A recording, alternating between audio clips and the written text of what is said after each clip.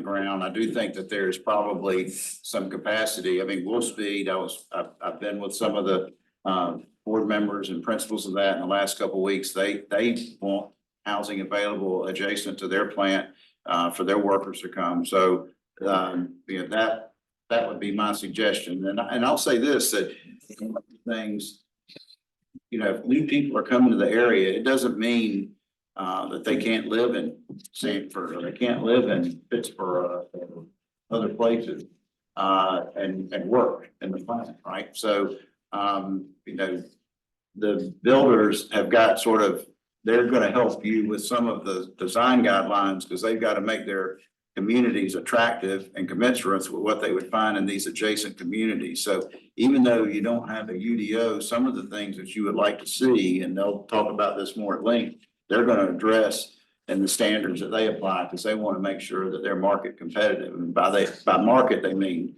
broader than just Siler City. A buyer, for them, is looking at other places and not just here. Because one of the things, and that was a concern, there's a development here now that's already been built. I don't know how old it is, but you keep hearing, we don't want that again. We don't want that again. So Harmony Hills, yes. So it's good to know that, and I already knew this, that developers have their own standards and they're not just going to go help the skelter and build whatever.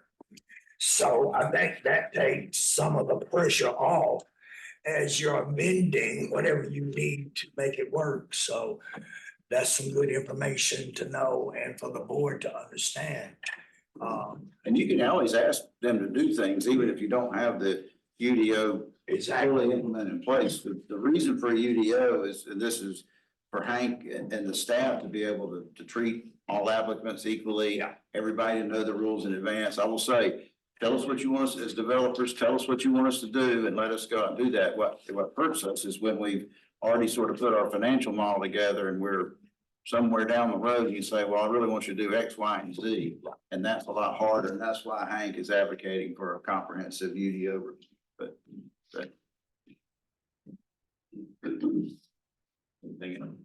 had a couple of questions regarding like UDO potential tweaks instead of like a complete revamping. Stormwater retention systems.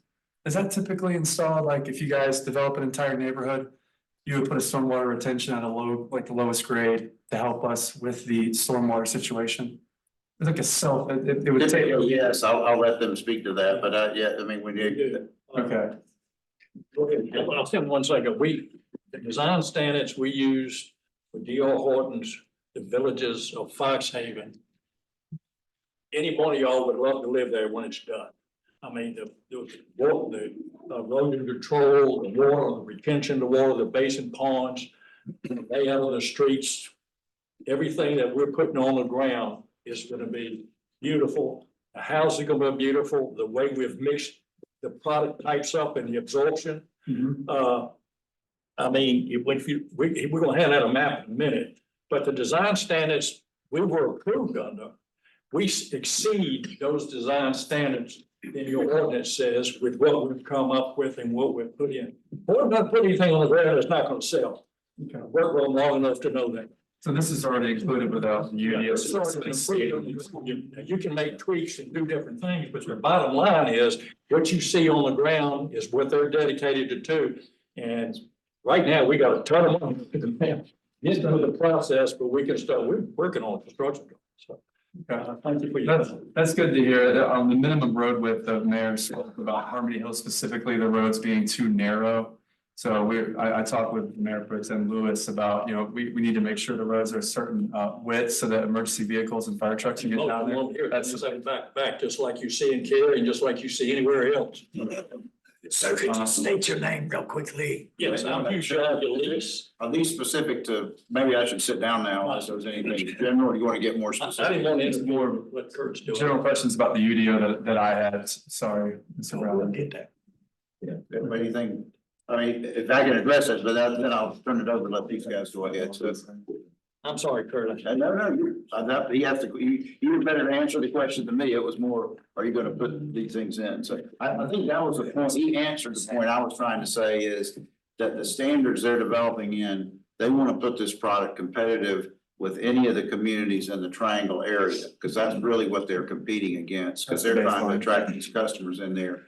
And so while there may be a few things that are different, you can refine those and make sure you have, there may be other things you want to do, some clever things for, to allow like, garage apartments and things like that. And to get that kind of stuff, that really gets fixed in the UDO. But I think most of the sort of water quality standards and things like that, that's a kind of a statewide standard, and those get put in, as he said. Thank you. And let me say this, Sanford today, when you kind of look at where they are in the process, further along, because these developments have already come in and they started building houses and they sold houses, they still do not, the state still is the regulatory body for erosion control for Sanford, not locally, but there's a Chatham County standard that is very extensive that they have to meet. So I think you're in pretty good shape as it relates to water quality here, even without changing the UDO. Thank you. Thanks, sir. Go this way, Tom. Okay, I may not seem as calm and full with this. I've had so much frustration. Excuse me. Tom McKay. Name and, Sorry, address. yeah, Tom McKay. I work with D.R. Horton. I'm temporarily living in the Cary area while I'm working with D.R. Horton. My permanent address is up out in the county, in the middle of Northampton County somewhere, but I'm temporarily residing here for right now. I've got really couple objectives. We're going through the files of where we've been and how we got here. There's a lot of information I've got with me tonight that we may get to along the way. But I'm trying not to have to chew as much of that cabbage again as we have to get to what I want to say. We've heard a lot about, y'all heard a lot about Fox Haven, where we're going. Jay's gonna pass out a master plan. This was done during our initial zoning submittal. Just the colored version wasn't with the zoning submittal, but the same street layouts and everything that were. And I just thought y'all might like to have a copy, because I've heard so much about Fox Haven, but it's what it is.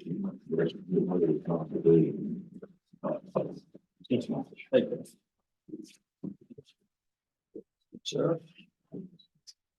And a little bit of background on it. We first got involved at the request of the mega site group, because their need is proved to the prospective users of mega sites that there was going to be housing here. And that was our first involvement with that, all the way back to May 17 of 22, when we committed to the landowner to purchase that land and to start this development process. It was only after that that Wolfspeed actually committed to the mega site. And a large part of that commitment came from the fact that the mega site promoters could say, hey, look, somebody's already coming here to do housing. So after that was announced, we went full bore on our rezoning and map change request, which was approved in April 17 of 23. From that point, we sort of fell into this frustrating thing that I know staff was feeling as much as we were feeling. And we couldn't seem to move forward, and we couldn't seem to go anywhere. I understand staff's insistence on trying to redo a UDO before they accept any more applications, but when I first met with staff about that, took it on myself to print the whole UDO, about yay thick when you get it done, and read through it, and I didn't find anything that scared me about a Harmony Hills. I just didn't see it. And in fact, all the streets that are on that layout you have are referenced in the UDO. That's where we got the dimensions from the existing UDO.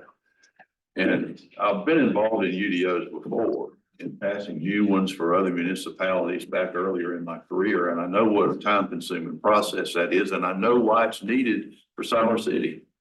But at the same time, I know that getting housing on the ground as soon as humanly possible is really critical to meeting the market and getting folks to think about Siler City as a place to come.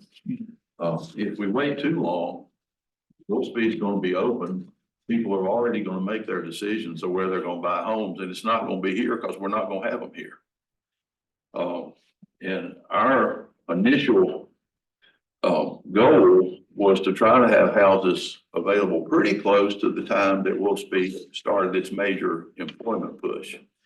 We're gonna miss that if we can't start immediately, try to get plans approved and get ready to go. We know that all the sewer issues are not answered yet, or the water, but we know that that will come in time.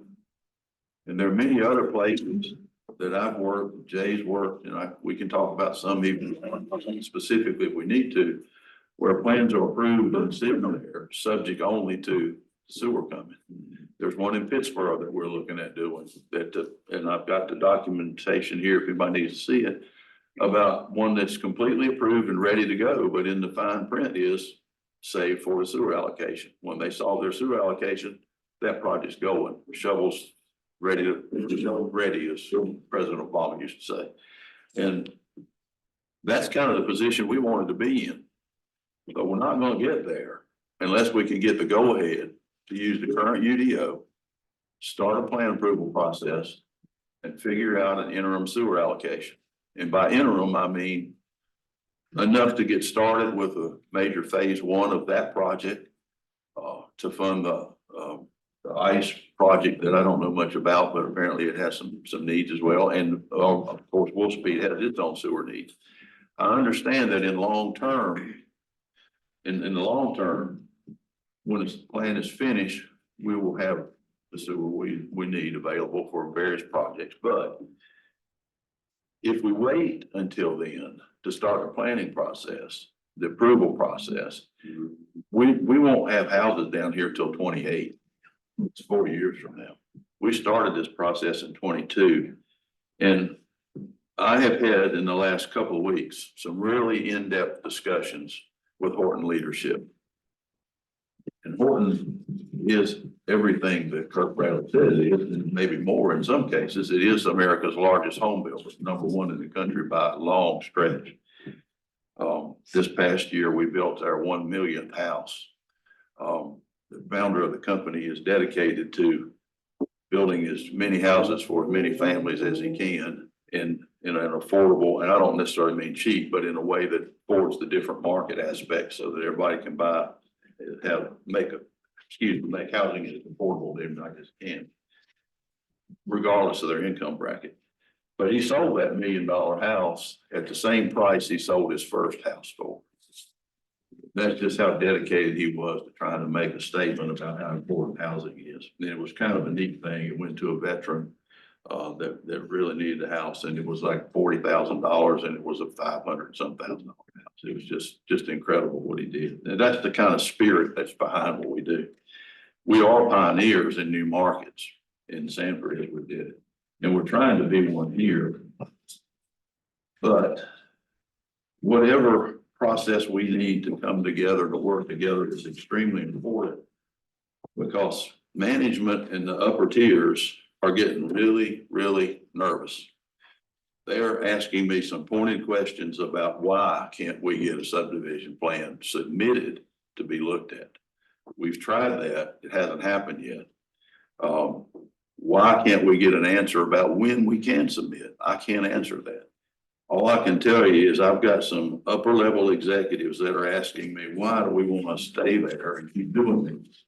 And I've got to be honest, because that's what I was told that I should say. They are that frustrated. I don't want to see that happen. I don't want to see it happen because I think it really needs to be done. I don't want to see Siler City get a reputation of being hard to work in or impossible to work in. I want to do what we can to raise the sights of this place. In my opinion, Siler City does need a new UDO. I've been involved with creating them before. I've been on committees. I've been advisors to mayors about UDOs and how they work and what's right about them and what's wrong about them. And because of the unique location of Siler City at the intersection of 421 64.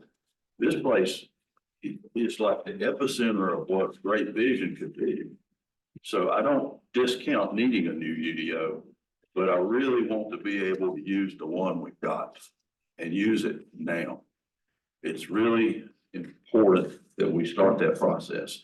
Now, I can go through a whole list of what we did, what we're trying to do, what we're not trying to do.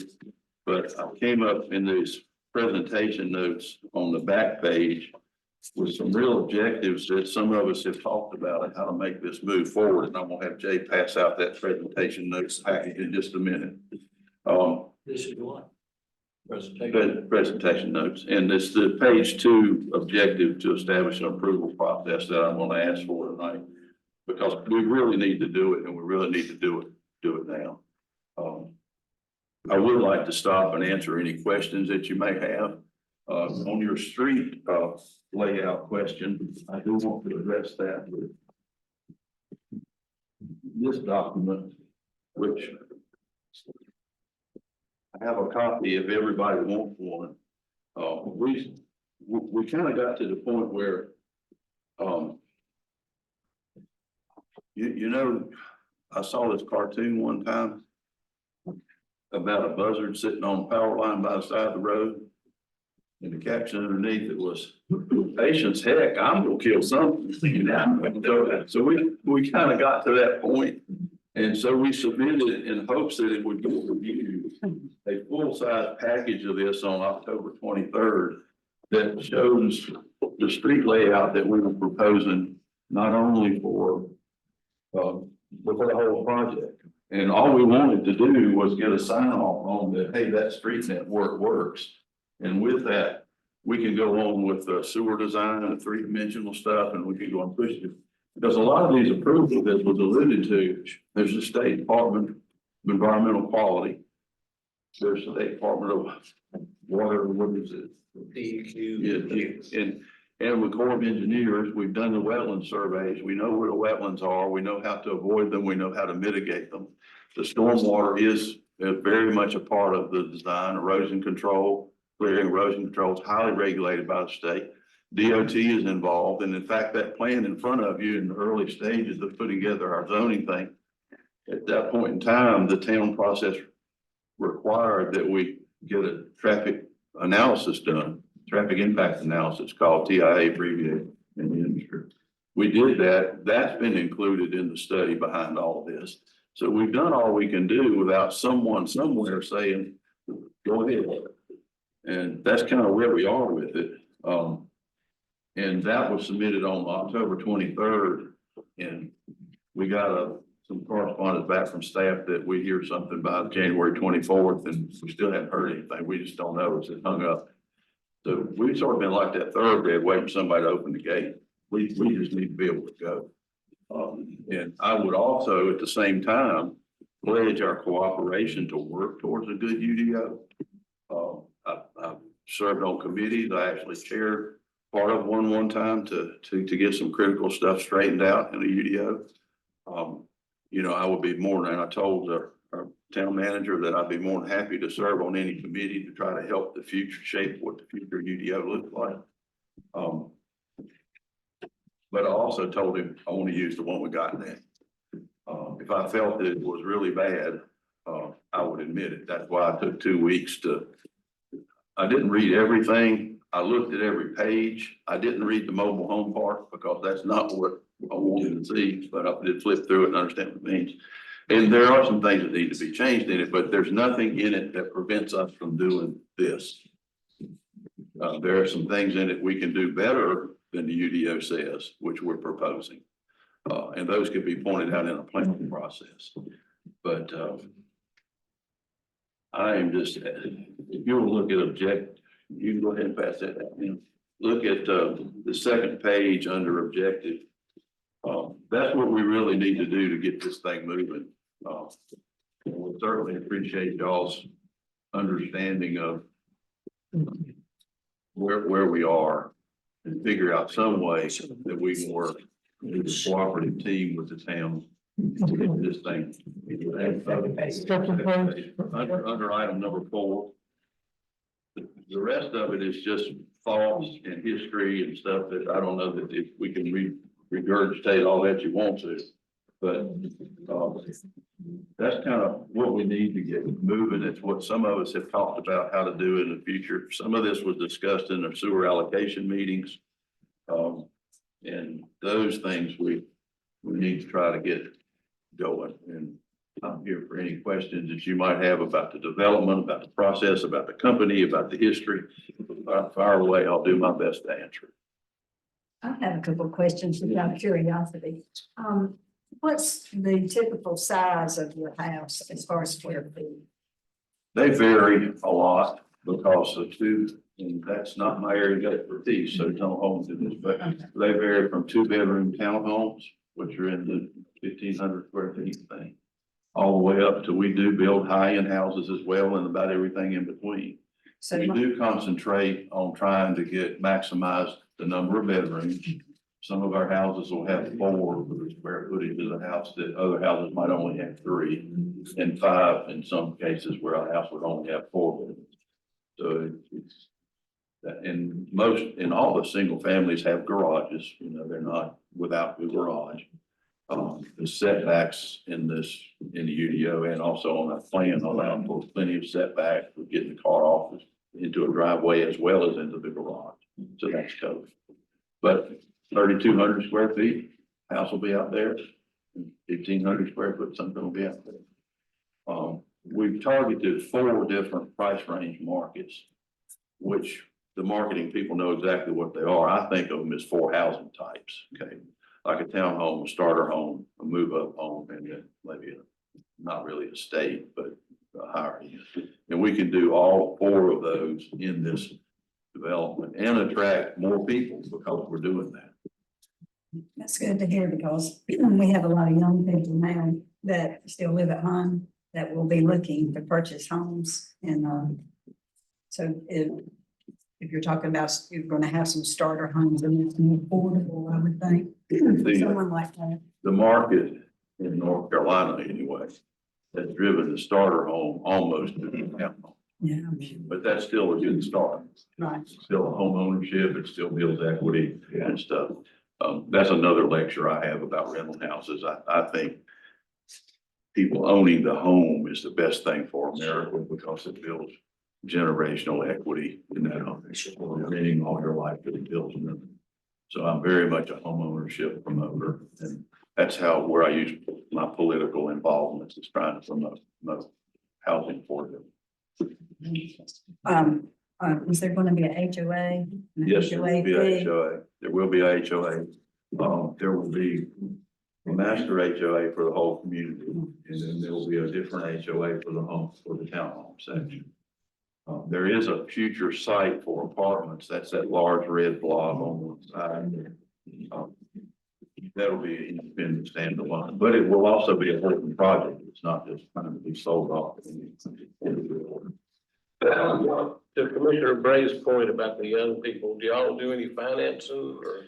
Yeah, actually, there's several articles recently. One of them, I think, is either Wall Street Journal or Forbes, I forget, about how Horton has committed to that to the point where we buy down interest rates a lot.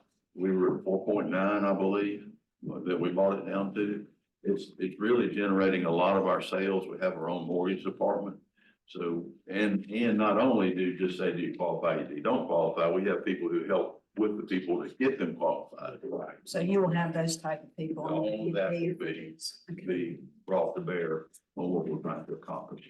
Great. Sounds Mr. McKay, did I understand that you're offering rates lower than what the Fed sets? Federal Reserve? Yes, Okay. yes, we actually buy down the rate with our mortgage company. Oh, wow, that's amazing. Are you qualifying individuals who purchase the homes to make sure they're not being bought by private equity firms like BlackRock, State Street, and Vanguard? We actually have a division that builds that kind of community if that's what's wanted, okay? But we do not promote that within our communities. No, we do not. Okay. So you Sometimes an investor will go buy one as a rental, but our HOA will govern that to the point that it can't turn into a rental community. Okay. Right, my concern was turning like Wall Street, purchasing a neighborhood altogether and turning it into. I have no problem with like individual landlords owning houses. My concern would be with what's happening nationwide with large companies buying massive amounts of real estate, therefore inflating prices. Because they're just driving the competition up because they're purchasing so many of the assets. We share the same concern. Okay. Yeah, it, Very relieved to hear that. not only does it take them off the market for the individual family, it runs an individual family price up. Yes, sir. Absolutely. I got Yes, a question, but I may have to defer to staff. Let's pretend we had the sewer capacity. What are you gonna tie into the town system? I'm not sure I know the exact manhole, but it's. But I mean, is it on Third Street? Yeah, yes, it's It's called the intersection of Cold Road, Coleridge and Third Street. On Third Street. It's called Blood Run. Pump station? Yeah, we will be building a pump, Wait a minute. The lift station. Can we handle that? Not currently. yeah, we know it not currently. Well, I understand that, but I mean, will the pump station handle that kind of flow? We're gonna pump to that pump, okay? We're gonna Understand put that. it on pump station, I understand that. Box Haven will pump to that area. And part of what I'm asking for in here is we work out that interim sewer allocation. We understand When we first started talking, what we're gonna do with the room. when, excuse me, sorry. So Ordinance is currently in the phase where things to be moved, but it's not to be expanded, so I think there is enough for maybe phase one, but beyond that, there's no capacity. Any way to tie into Third Street? We have looked at that option, and I don't know that the infrastructure is strong enough to support it. Is Third Street a 24-inch or a 36-inch gravity? 24, and how much capacity do you think you got? The Third Street's gonna get hot. Not enough for it. Yeah, it's probably right around. When we first started talking about sewer capacity, we knew what the challenges were, okay? And we know that we gotta meet them. At one point in time, it looked like our little sewer task force had figured out that there will be some interim sewer enough. But in recent discussions, what I've heard is there's not gonna be any sewer till January 26th. And that's just too late for us to start submitting. So my plea is let's not wait till we've got the sewer system solved in order to start our approval process. I'd rather have the plans in place. And that's a decent investment. It's not a waste of money while the sewer system's being solved on the side. As long as we've got ready where we can go to digging just as soon as we know that sewer's coming. We know what the plan is and we can get clearance from the state, we'll start putting stuff in the ground, not houses, but roads, water and sewer, because we know we've got something to hook to in the works. That's what we're looking for. We don't want to wait till it's there before we start doing it. So are you willing to development was talked about earlier, was contingent on water and sewer availability? Sure, absolutely. We would think that would be any contingency in any town we went to. There's one other piece here that we're gonna have to actually figure out also, which is the system development fee. And what range that would be, and where that falls in as far as you as a developer. We've had this discussion and, so I think he was at that board meeting. yeah, Yeah. actually, you're, yeah.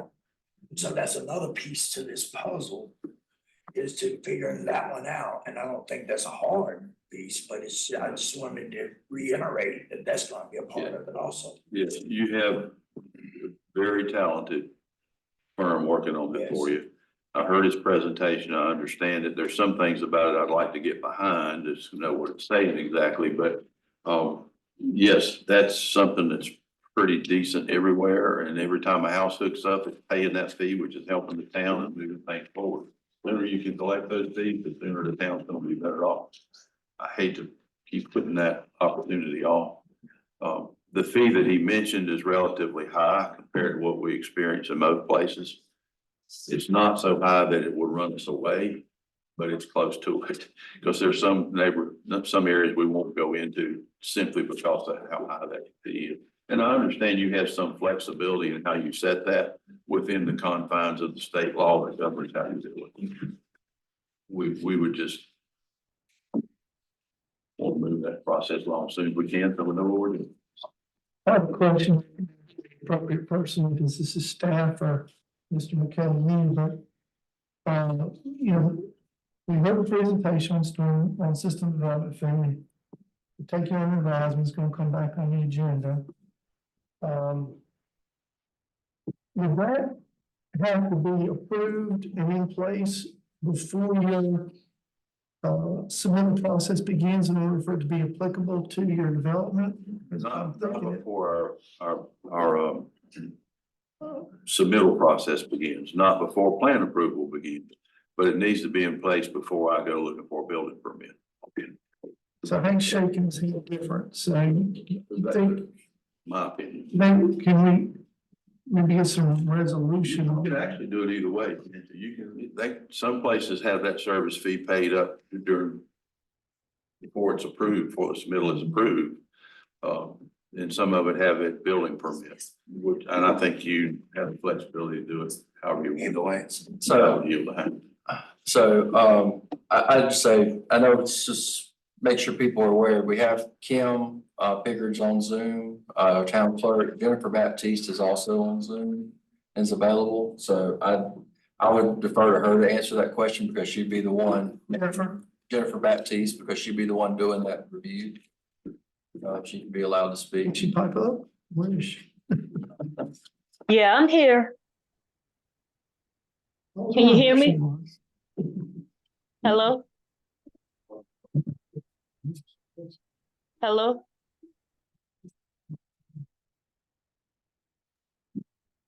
Hello? Can you hear me? This is Jennifer. We can't hear you. You can?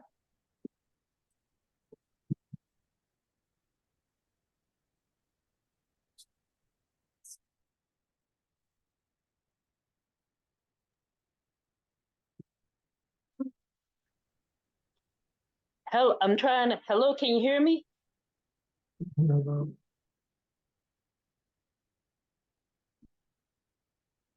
Hey, Hey, I'm I'm here. I'm trying to speak to the board. Okay. Can you, yeah, Can can you you put on stop just me? a speakerphone off the phone? Yeah, I can call her. We can hear you, Jennifer. Okay. Look, I think she's still trying to talk. hello? Hey, Jennifer, Yeah. I got you on speakerphone in the room. And maybe we can hear you better this way. Yeah, I was trying to speak, but, I kept getting muted. We're getting an echo, Jennifer.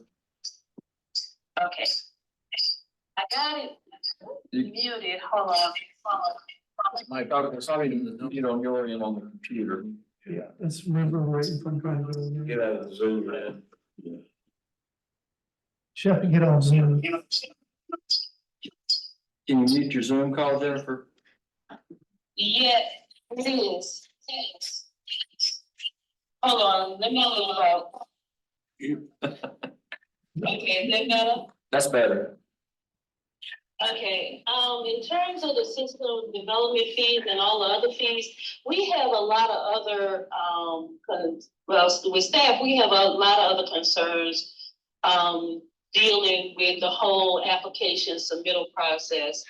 Pal, Pettiford and Crystal Corkadale and I have been trying to work on updating the fee schedule as a whole, because we have a lot of new items that's gonna come up that's not covered under the current fee schedule with application submittals. We as a town do not have the staff to review street applications, to review different things with the sewer, review different things with the retention ponds and things like that. So we're gonna have to figure out how much is all of this gonna cost from consultants. All of this is gonna have to come through staff, so that's gonna take staff time as well. What are we gonna charge internally, as well as have enough funds to cover the engineering fees? The engineering fees can probably be covered on the back end, as long as the developer knows that the fees will be pending, depending on what the engineering firm decides to charge. But at the same time, we need to write all of that into our fee schedule. And in terms of the UDO, we need to make sure that information is in the UDO, because we don't want to be, we also don't want to be a town that we're making it up as we go along. It needs to be written into the UDO as far as how we are going to handle our process. Well, specifically to the system development thing, the question is, does that have to be approved by the board prior to submittal, or to be applicable to Fox Haven? Or could Fox Haven simply agree that on a ceiling, like we will agree to a maximum of 11.4, which I think was roughly the figure that was given by Freeze and Nichols. So that's what I'm focusing on. I hear what you're saying about the fee schedule as a whole, but my question is specifically drilling down to the system development fee. That would be, I think that would be better answered in terms of specifically the system development fees. I think that would better be answered by Chris. I got to do system development fees. God. All right, so I don't make them. could, if we just, I mean, I think we could get it back on the agenda quickly. We have another one this month. So let's bypass that for a second. Let's just, Keep in mind, Louis, that by law, system development fees require a 45-day comment period. So you can't. No, but we can't do it 45 days, but we can have our second meeting to discuss. Because I know the calculations have to support whatever the fee is we do. You just can't take action. Right, we can't say we want X, you know, it's got, and you have to have 45-day period. So let's assume for a second that you could consent to making it contingent on water and sewer availability. Let's also assume for a second that you could consent to a ceiling prior to approval in a 45-day period. I don't think we would go over what was proposed by Freeze and Nichols. But, Go ahead. but assuming all that, and assuming you could start tomorrow with planned submittal approval. Because you know, the timeline is always interesting to me. And I admit, I don't understand all the ins and outs of timeline. If you started with plan approval on February 9th, when do you think the first house is finished? Okay, you jumped a couple of steps here. I jumped a bunch of steps. I jumped 1,000 zillion steps. I know. I want to come back to a couple of points, which I was writing down, but to answer your question, it does depend on what we work out with interim sewer, okay? We hope there's some interim sewer that's worked out prior to the completion of that plan, okay? So when the house goes online is much more influenced by that than it is the plan approval process.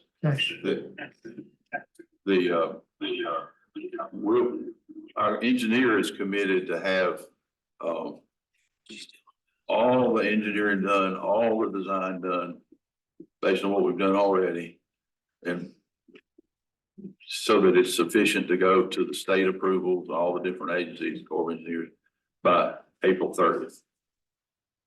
of this year. of this year. Well, the reason, Because we've done so much. Now, and then I'll tell you why, the reason I was asking about when you get the house built, because you made a comment earlier that you're already past, you're already gonna miss the first hiring phase at Wolfspeed.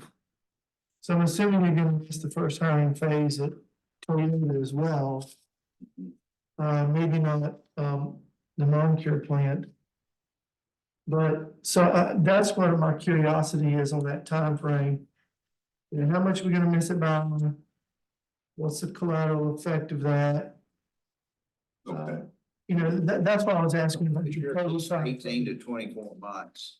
yeah, If you started today to submit plans, it'll take you a year to do the mass grading, get so there's the treatment capacity and there's the connectivity capacity, which is what the ability to take the sewer off site, put it into lift stations and get it to the treatment and get all that done. That's a 12+ months construction process, and then you would start houses, and your houses will probably take 4 to 6 months to get going. So that's What would be the total time frame? so 18 to 24 months, just depending, and that's just, Right.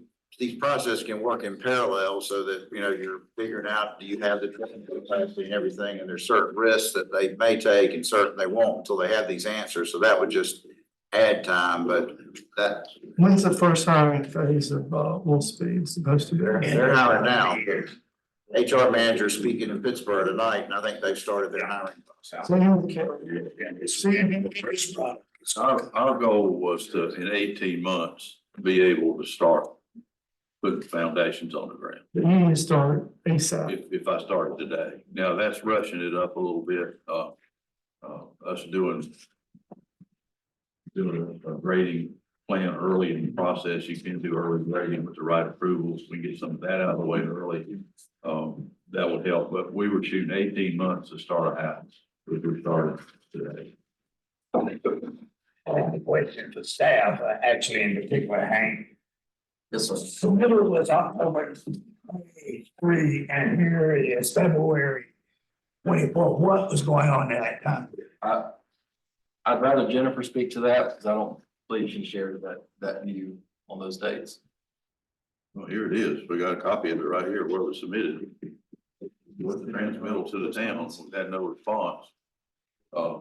We can pass those out if you want to, but like I said, I'd like not to garbage too much, but it's right there. Well, and the reason I asked the question, because I wanted to know, what something, either nothing or something, or a little bit. I mean, because it's important, those that time frame is important.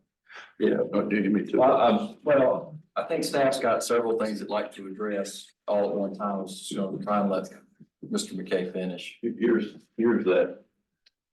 Where we submitted on October 23rd, with the transmittal that went with it, and the 2 subsequent emails that came back saying we have an answer by the 24th. And like I say, what I wanted to get back to was how do we work together? I hate to keep going over what happened, what didn't happen, what got to happen. We're proposing that because we know staff has got more than they can do, because they are trying hard and they have issues they want to address. If we can work out a way that we'll pay for it to get an independent engineering firm to do it on behalf of staff. And we'll respect the fees that staff needs to generate over time, even if we don't know them when we start the approval process. We just need to get the ability to get plans in and start approval so that we can submit to the state and get everything done. And that same firm can assist the staff in their reviews and stuff, and we don't mind paying that bill. So respect the fee schedule that came out later. Yes, sir. And we be part of the process of trying to help develop it and be positive about it. I'm afraid if we try to hold up for UDO, we try to hold up to establish everything that they've been working to do so far, and we keep holding up, we're gonna really miss the market. Okay. And we're gonna test my company's headquarters. Patience. Understand. And with regards to fee schedule, you also willing to respect, a system development fee as well. We expect to have to pay a system development fee. We would like the pleasure of working with you to keep it as reasonable as possible. Okay. Okay. Any other questions? Any questions? Sir, any questions, Brandon? All that. I'm sorry, I couldn't understand. What Jennifer need? What does Jennifer need? Well, let me back off on that. I'd really rather Tom finish, and I think the staff's got several points that wants to try to address all at one time, so I can answer that, because I think that might create more confusion just answering that. Any other questions for me? The way it's felt like we had this kind of de facto moratorium that we don't know where it came from, how we got it. It's just like it's like we're working in a moratorium environment, but we don't know there was any official ones filed or whatnot, and it just has been kind of frustrating. And I apologize if I seem nervous. This has been a long fought battle, and we really want to make this a positive, not only development, but positive in time frame in terms of maximum benefit. Because the bottom line is, the quicker a house is sold, the quicker tax revenue will be generated. And the sooner we establish this is the place to live, Siler City is the place to live. If I can answer any other questions, just let me know. I have a question. We only discussed wastewater. What about water? How much capacity do we have for a neighborhood of that size?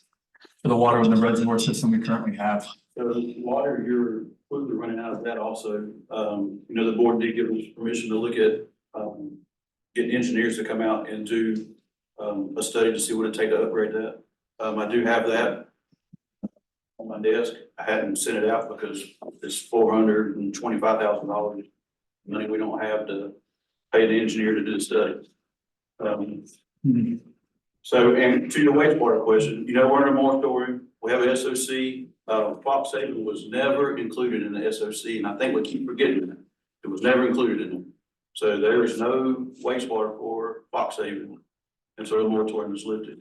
Now, we did gain about 22,000 when the state changed it from 120 gallons a bedroom to 75. But some of that went to, Project Ice, and then a couple Jersey Mike's, which y'all are all enjoying tonight, got part of it, and then the vet got part of it. And that dropped it big time, so there's not any for Fox Haven. If y'all decide y'all want to give Fox Haven some, we can pull it from somewhere else and give it to them, if y'all want to get started there. Where we theoretically would be pulled from? It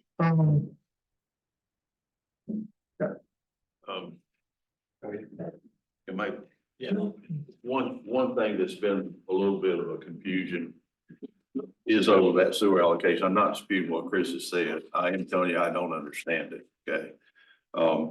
Part of our early commitment to, this is the zoning application approval.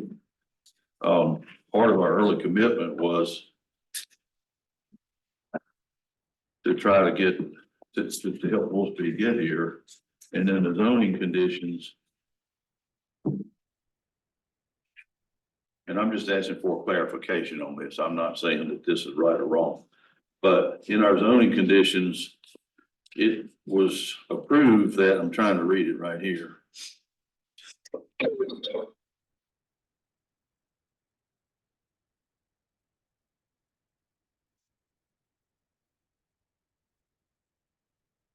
That's not it.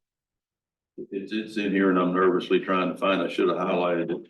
But in our zoning condition, one of the conditions was that number five, yeah. That Fox Haven received the first available capacity after moratorium. We didn't know whether we were included or not included in the SOC because I don't know what that means, okay? But when any sewer was lifted, my people were thinking they got first dibs on it. Now, they didn't necessarily mean that they would want to step ahead of Wolf Speed, but you know, if you take it the way it's literally written, you could take it that way, but that's not what the intent was for the first available that came loose from whatever reason. We thought lifting up the SOC would free up sewer.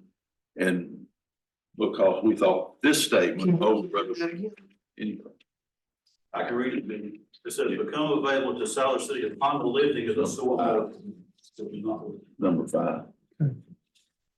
Go ahead and read that out loud again. Here's what you were saying. It says, I'll read the whole thing. It says, the initial allocation request is set aside and reserved for the villages of Fox City shall come to the first capacity that becomes available to Siler City upon the lifting of the sewer moratorium, either in place or recently lifted. The sewer moratorium was not. Chris, I have a question. You said that part of the allocation went to Jersey Mike's. Well, there used to be something there before that used water. What happened to that water? There was never anything in that building. Yes, it was. Is there any water around? I thought Andy's was. Andy's. In that one section of Jersey Mike. Where Jersey, they split that building. Andy's is as part of, Little Little Caesars. Caesars. So the whole site didn't have an. Yes, of that water? particular unit did not. And I was just saying that was a point of clarification we've been looking for, that I'm trying to answer to. I'm not disputing what Chris is saying. We just didn't know all the facts. Do you know where we are on the SOC? I just turned in phase 3 and I requested the allocation for phase 3. So we done that last week. For phase 3, so what's included in phase 3? 100,000 to go to Wolf Speed. Okay. I know at some point there's been some discussion, maybe I'm getting my wires crossed, maybe this is water. But there was some discussion about trying to get from 80% to 90%. Is that applicable in any of this? We've already done that. We've done that before the SOC went into phase. So that's, okay, so that's already factored in, there's no extra. That's right. We also were installing the active flow filters. We are, that project's almost completed. It's actually can be run, but we run into a head loss issue. So we have some stuff we have to do inside of the plant itself. And wasn't that For the gonna active make, flow system to work. and wasn't that gonna make us have, That's not gonna give you more capacity. it won't work better? Now, it's designed so when we upgrade it, it'll fit the new capacity, but it doesn't give you any new capacity. Okay.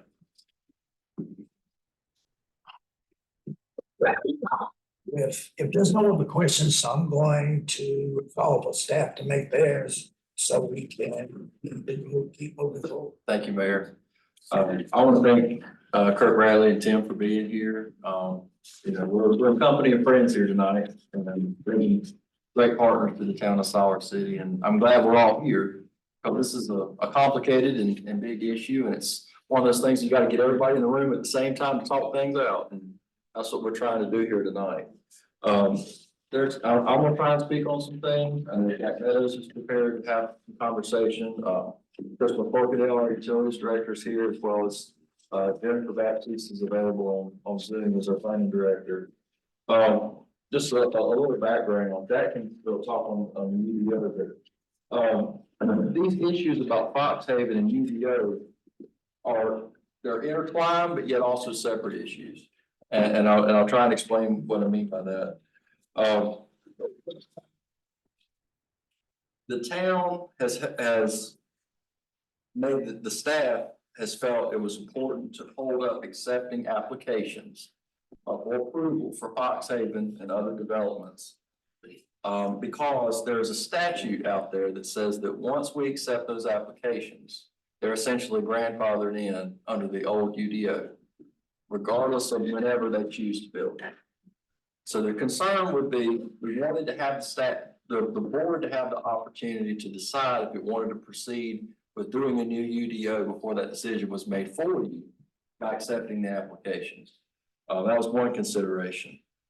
The UDO, as Mr. Bradley said, is absolutely right. It's a medium-term, long-term issue, and the town has never had a comprehensive UDO process where you brought in a consultant to really drive home what type of development the town wants. It's been a patchwork process that Jack has worked on for years, trying to make the best product that it can be.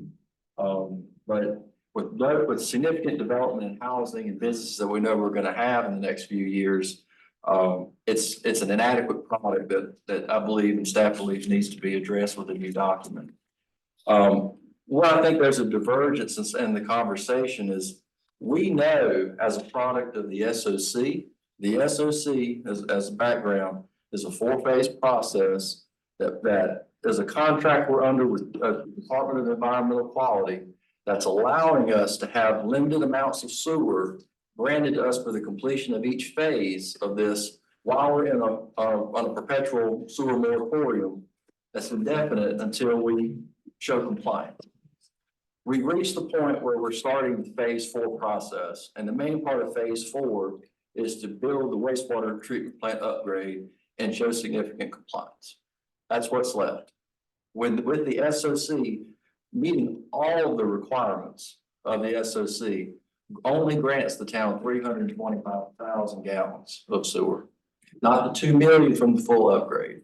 DEQ would have to release us from the SOC after completing the plant to say that sewer is available to us.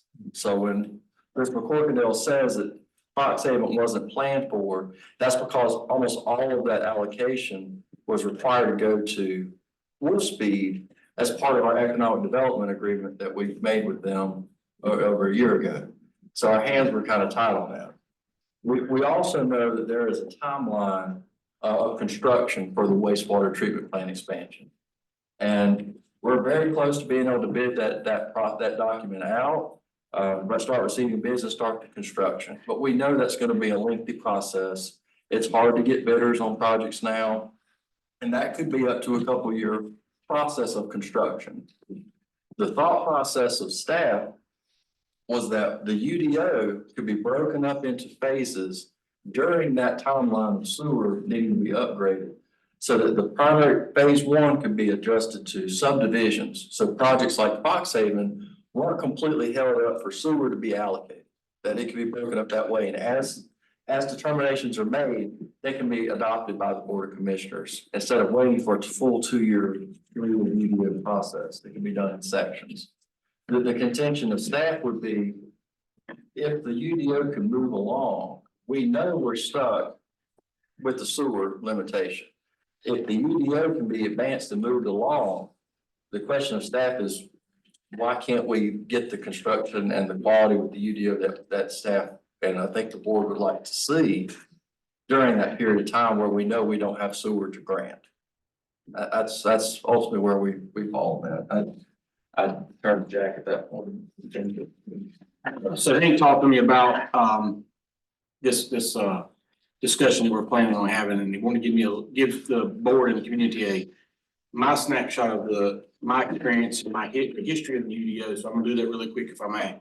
The UDO that we know was established in 1985. Michael Bro, we used to be the Bro law firm that we work with for our law firm. He wrote that UDO and it became an APA document. And in 1990, our current plan, or our planning director at that time, his name was Reggie Scales. He took a copy of that plan. They were becoming our law firm at some point during that transition. Took that UDO and duplicated it, made it Siler Cities, and presented it to the town. And so we had an old zoning ordinance. It's not a UDO at all. It's an old 1960s, 70s style zoning ordinance. And we took a model book for the country. This was a model book, and I have a copy of it. I think it's in Jennifer's office now. Word for word, and tried to copy it, a zoning ordinance for the country, and make it Siler Cities.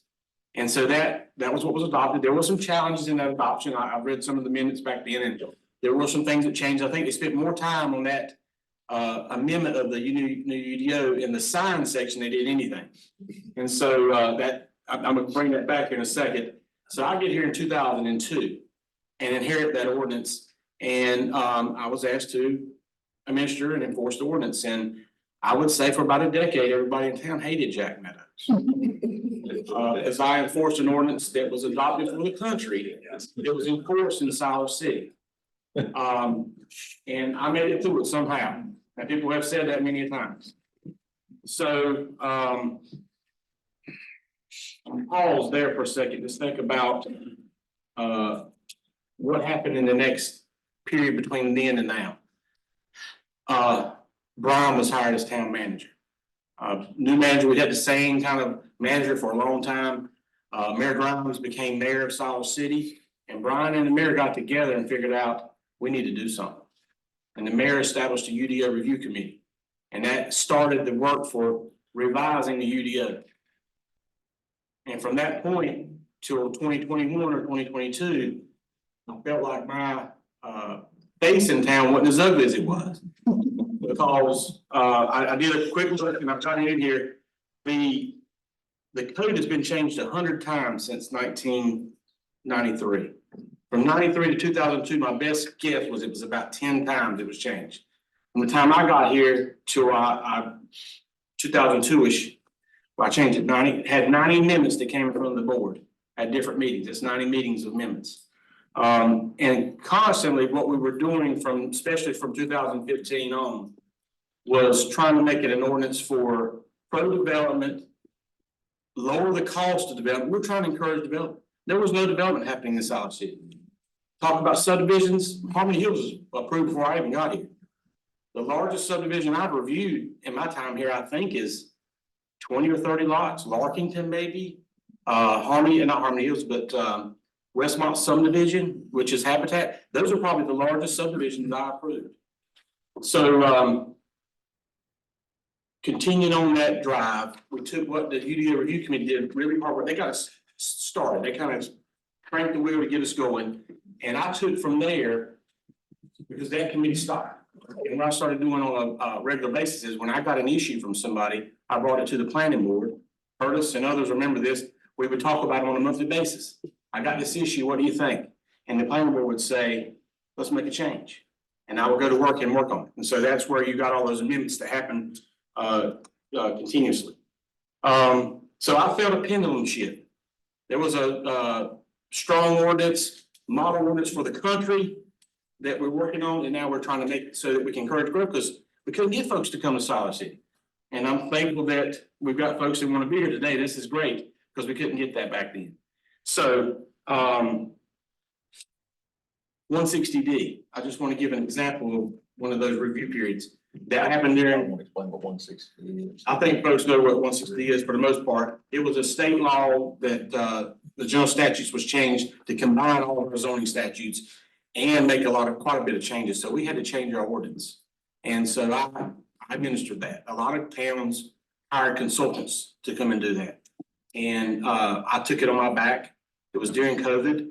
The building was locked. I was up here in this office working away for about almost, I was trying to figure out, I think it took about a year or two to make those changes. And it wasn't not a overhaul. It was to correct us with the 160D. So that's all that was. So I want you to know, block building during COVID, it still took a long time to do that work. Make sure I don't get my thoughts out. I got that.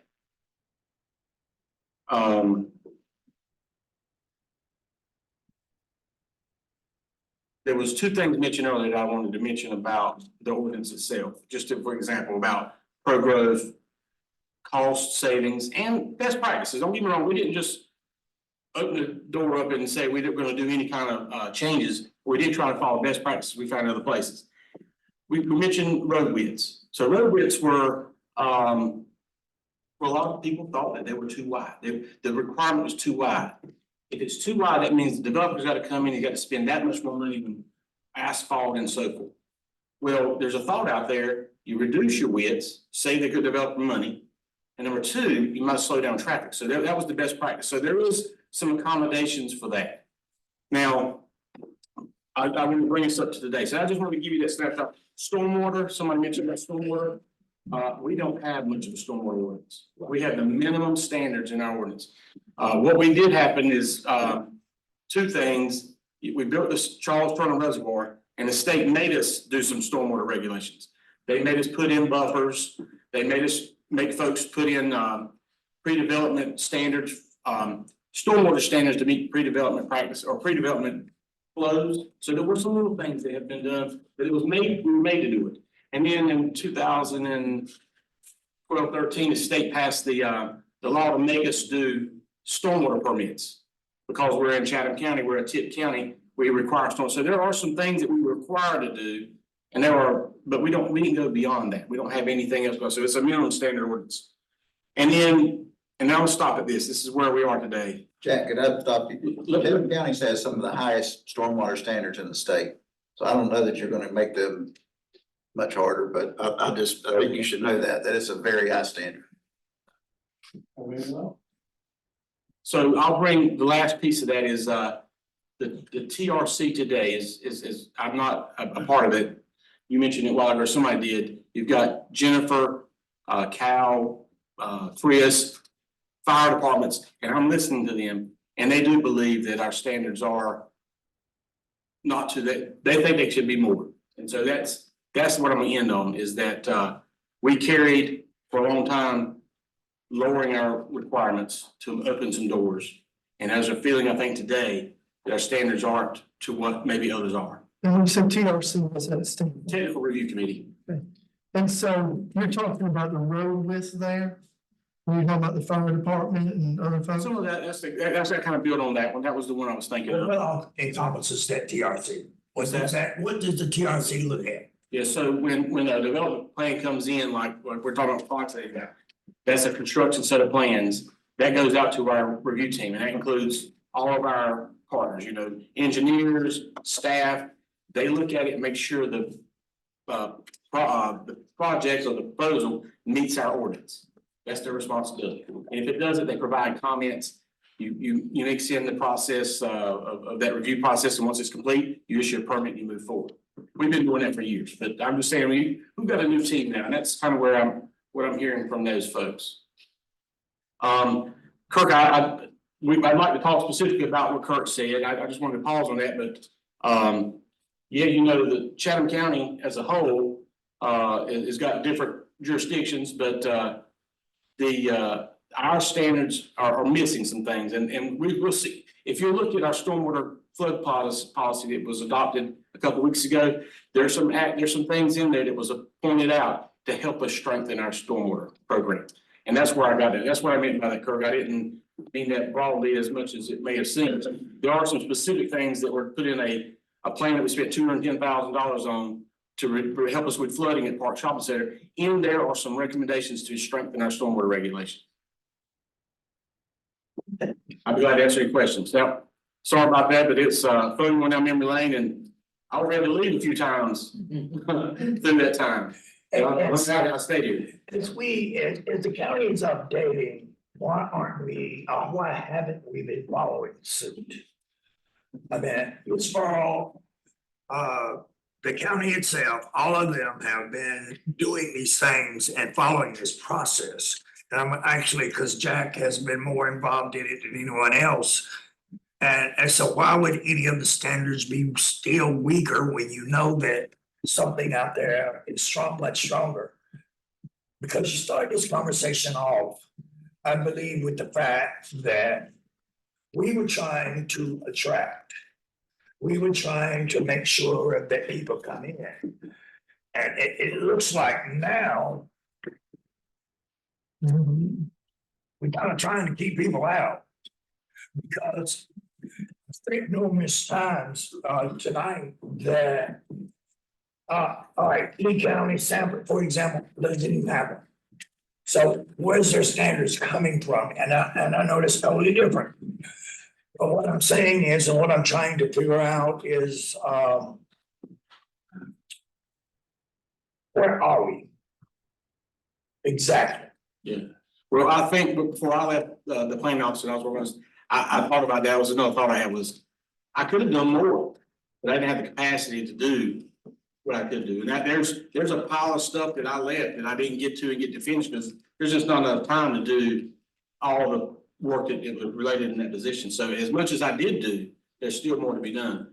I think where we are is where the board wants us to be. I think the vision is we established a vision and we kept building on it. And so now we're at a new place. Where's our vision today? And you're doing that through your land development plan that's being adopted. I think that's where we are.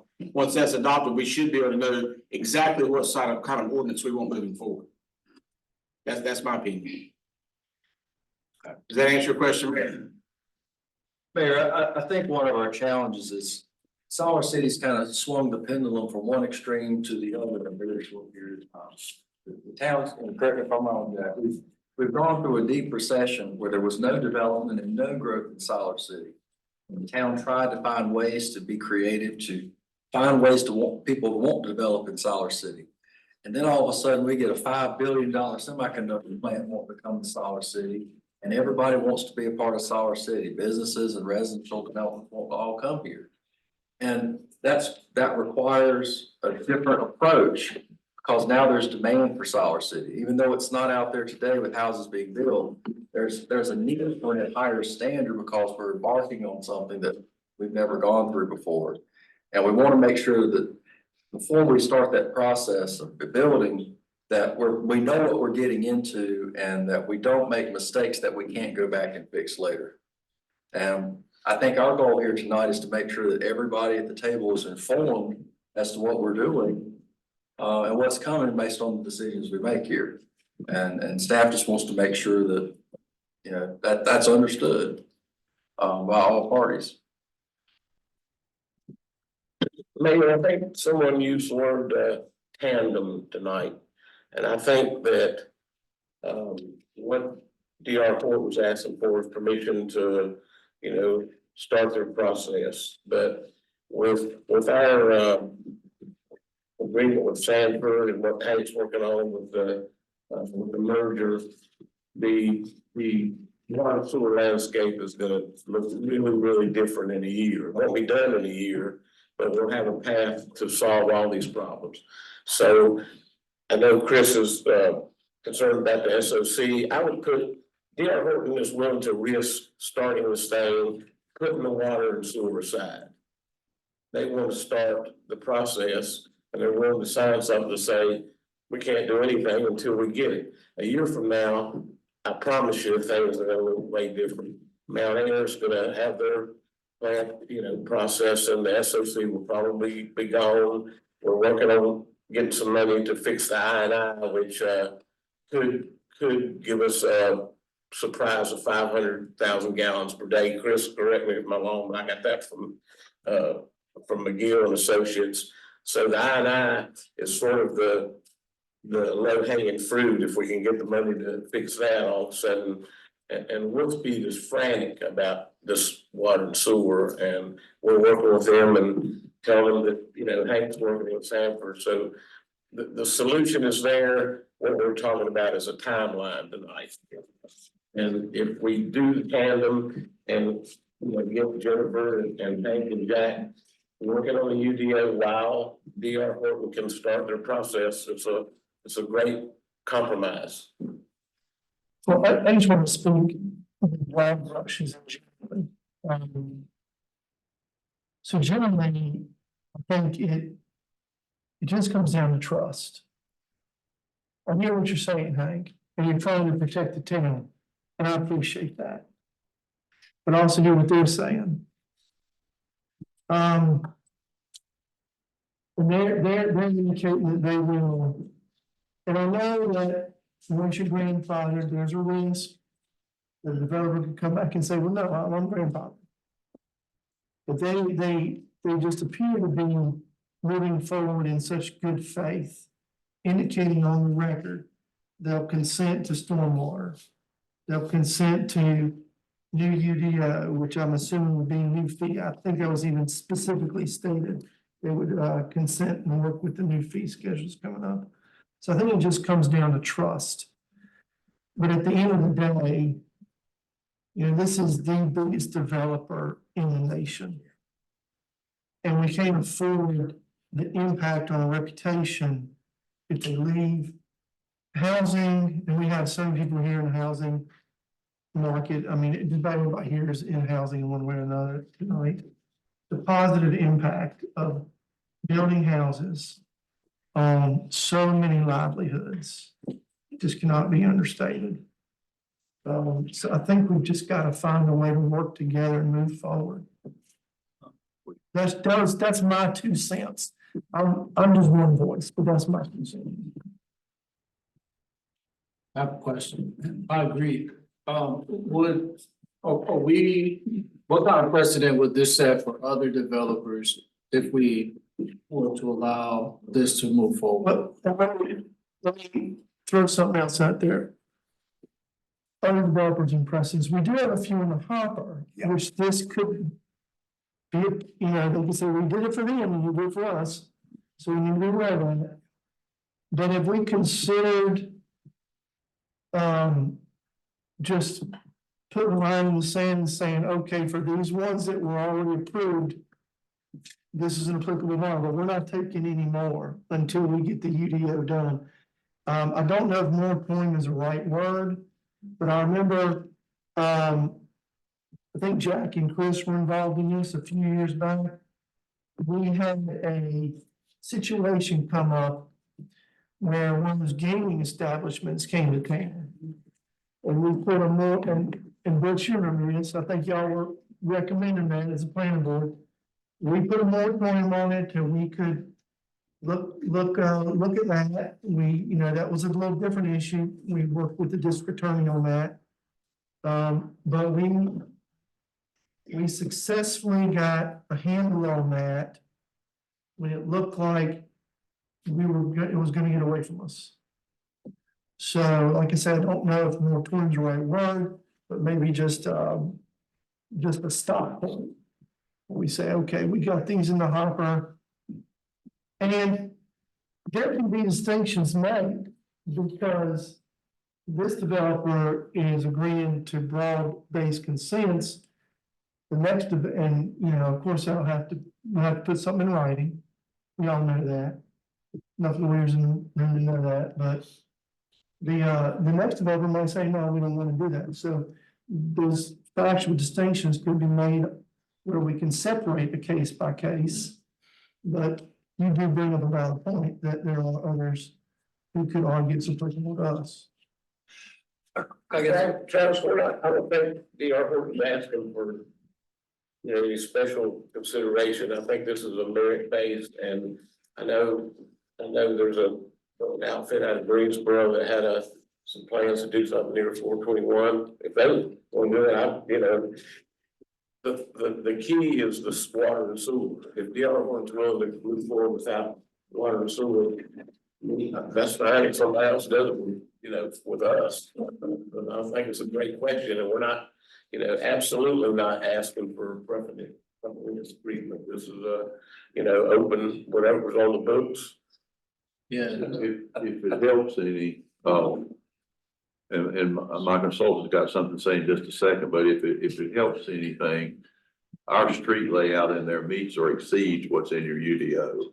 And it's based on some standards that we use in other markets, and there's some very innovative things in that plan design you have there. It's way above what most people do anyway, but I think our frustration is if a UDO affected that land plan, then we got a real problem because we would, our market's off, our numbers are off, everything's off. So we have built everything around that, which was developed during the review process. Right. Anyway, but. Yeah, and that wasn't meant to be critical. It was just for me, you know, if we do this for this situation, who's to say that we won't have all the others in the pipeline come in and request the same thing? And that's exactly the hesitation from staff, because once we open that door, it's open. And we need to know if that's what we're doing. We can't close it. How many is already there? Because I got a call, especially the one on Glosson Road. I don't know the name of it. Everest Park. The gentleman called me, it was approved through the planning board, and he's concerned also, so just how many exactly have been through that phase? How many is the house? Well, I think I heard someone say Everest Park. Is it Everest Park was denied through the planning board? Yeah. Has approved it. So that one could end up being treated a little bit differently than some of the others due to us not providing them water. I think they'd be on county water. But so they may not be annexed into town. That'd be some consideration we'd have to make. So they may not. So which ones are in the hopper that could potentially follow suit? I can answer that question. Just to go back to Everett Park, The county doesn't want to supply them water. I've already had that conversation with them. County doesn't want They to, do not, they're trying to get out of the water business. okay. So we would have to supply water, but we are working on an alternative for sewer. They're offered to build their own plant. Yeah, to my understanding, that's what he had told me. He was gonna build his own plant. But just, thank you, Commissioner. Patterson had asked that. We have 4,763 homes in the hopper right now, waiting for sewer. 1,760. Where you draw that line at, I don't know. So how many individual developments is that? There's 4 major developments, and then you have several, they're like 10 homes, 30 homes, 5 homes. But as far as the major developments, there's 4. And how many of them have already been past the planning board stage? 4,763 are on mine and Jennifer's desk right now. Okay. Who applied first? Which major developer had applied first in the application? Out on Harold Andrews, What? Trinity Estates, I think is what it's. He doesn't have a developer, he just put his for sale sign on that property. It's under contract. It's 50,000 an acre. It's under contract. But he was the first one approved. And to address some of Tim's issue, we are working on stormwater. We had a $2 million ARPA grant, and that project is already moving. McNeil has been out surveying those, and we should start digging on those, in March, April, somewhere. Right. Which project again? It's, sewer rehab, Oh, sorry. that's fixing on the islands. No. And there's a distinction between accepting an application for rezoning and subdivision submittal approval. And I think you gotta draw that distinction there as to what's expected. We'll talk about that distinction. So Chatham County is not accepting either one. You know, for example, all through this process, we've been allowing and approving the rezonings. It's the approval process on the subdivision itself was what we've held up. So we tried to do what we can to move things along, but we're at that point now where I think Travis is asking exactly the right question. If we open the door and say we're gonna start accepting plans for approval for one party, how do you make a distinction and not do it from all parties? And then that raises the question of nullifying what you're trying to accomplish with the UDO. So they're just valid things that I think the board needs to consider in how we move forward. Well, let me ask you this. Based on the concessions that a developer was willing to undertake or make in order to get that approval, do you see that being a working model of selection? You know, because everybody's not going to say, I'm willing to do X, Y, and Z. So if we have a developer that says, okay, what do you want? Right. And you say, okay, this is what we need, because I heard you say the term grandfathered in earlier. But they're willing to amend what they're submitting to fit what the town is trying to do. So it goes back to concessions, what the developer is willing to concede to get this done. And the mayor's comments, I think that's from yes, you have these broad-based general rules, but as you drill in on different cases are distinguishable by their facts. And so usually that can lead to a different ruling. I mean, we've got 1,000 cases that do that. Right. So I think the mayor's point is valid. I think Travis' point is valid. But you know, the mayor does have a valid point, a good question. I think in layman's terms or common sense, if you want to call it that, I think I agree. I think from a legal question though, I don't know. I don't know the answer. You're more cautious from a legal question. Right. That spins it back to Mayor Pro Tem Bailey's earlier comment about trust. And at some point, that has to come into play. I mean, you're gonna put your reputation on the line and create a mess. In this instance, and I don't see that happening. My question is thinking beyond DR Horton, thinking Sure. beyond Fox Haven. Yeah, If you have a disreputable developer that doesn't want to make concessions, have I still opened the door to allow them also to make? I think that's where you make your factual distinctions based on the case. no, I don't see that happening. You're gonna be looking at the plan, you know. No. If Jennifer doesn't like the size of the road, she's gonna say no, you know, so. But You still have oversight. There's huge oversight the town has. We still have. Oh, yes, sir. Yes, I don't think so. My name is Hugh J. Gleese. I'm managing partner of American Engineering. Let me give just a real quick history of myself. I was town engineer of Asheboro back in '75. When I came there, I first came with Moore Garden Associates. Probably nobody remembers that firm. And then worked for the town, and then I went from there to work. I was a town engineer from Cary from 80 to 85 when we put our put our first pump station in the ground, got that approved and got it in. And that's when the doors busted open. I've worked with many communities, and my preaching to all of them is if you control your water and sewer, you control your destiny, your growth, and your tax base. And that's one of the most important things you do. And then I had my own engineering firm for 34 years before I went with them. So I've been doing this 53 years. So, and I'm an old guy, which is okay too, because I'm still pretty. But the other thing is that puts my engineering firm in a little bit of an awkward situation is when we did the plan, that layout and everything you looked at under the old ordinance. And what puts us at a disadvantage, we've got endless hours in time putting that plan together. And I know Hank doesn't think the master plan was approved. We think it was. I mean, we got a letter from the mayor saying the master plan, the layout, all that was approved. And it puts us in an awkward situation after we've got approval and the layout and talking staff, and then they come back and say, oh, by the way, we're gonna change the rules on it. You know, we're gonna change the ordinance on it, we're gonna change what you're doing. That puts us in a disposition. We gotta go back and do this thing over. Can we see that? Let's see. Yeah. See, that's the letter we got saying everything was approved in the water recommendation. So, And the water allocation. well, the water allocation was in what you say, the water and sewer thing was in there, and we know that's subject to availability. And the second thing you've got, if you give us an opportunity to submit these plans as we've done them, you can look at these plans. Us and my firm exceeds most of the standards that you'll find in most of the municipalities. We do stormwater retention, we do the active BMPs, we got 27-foot streets.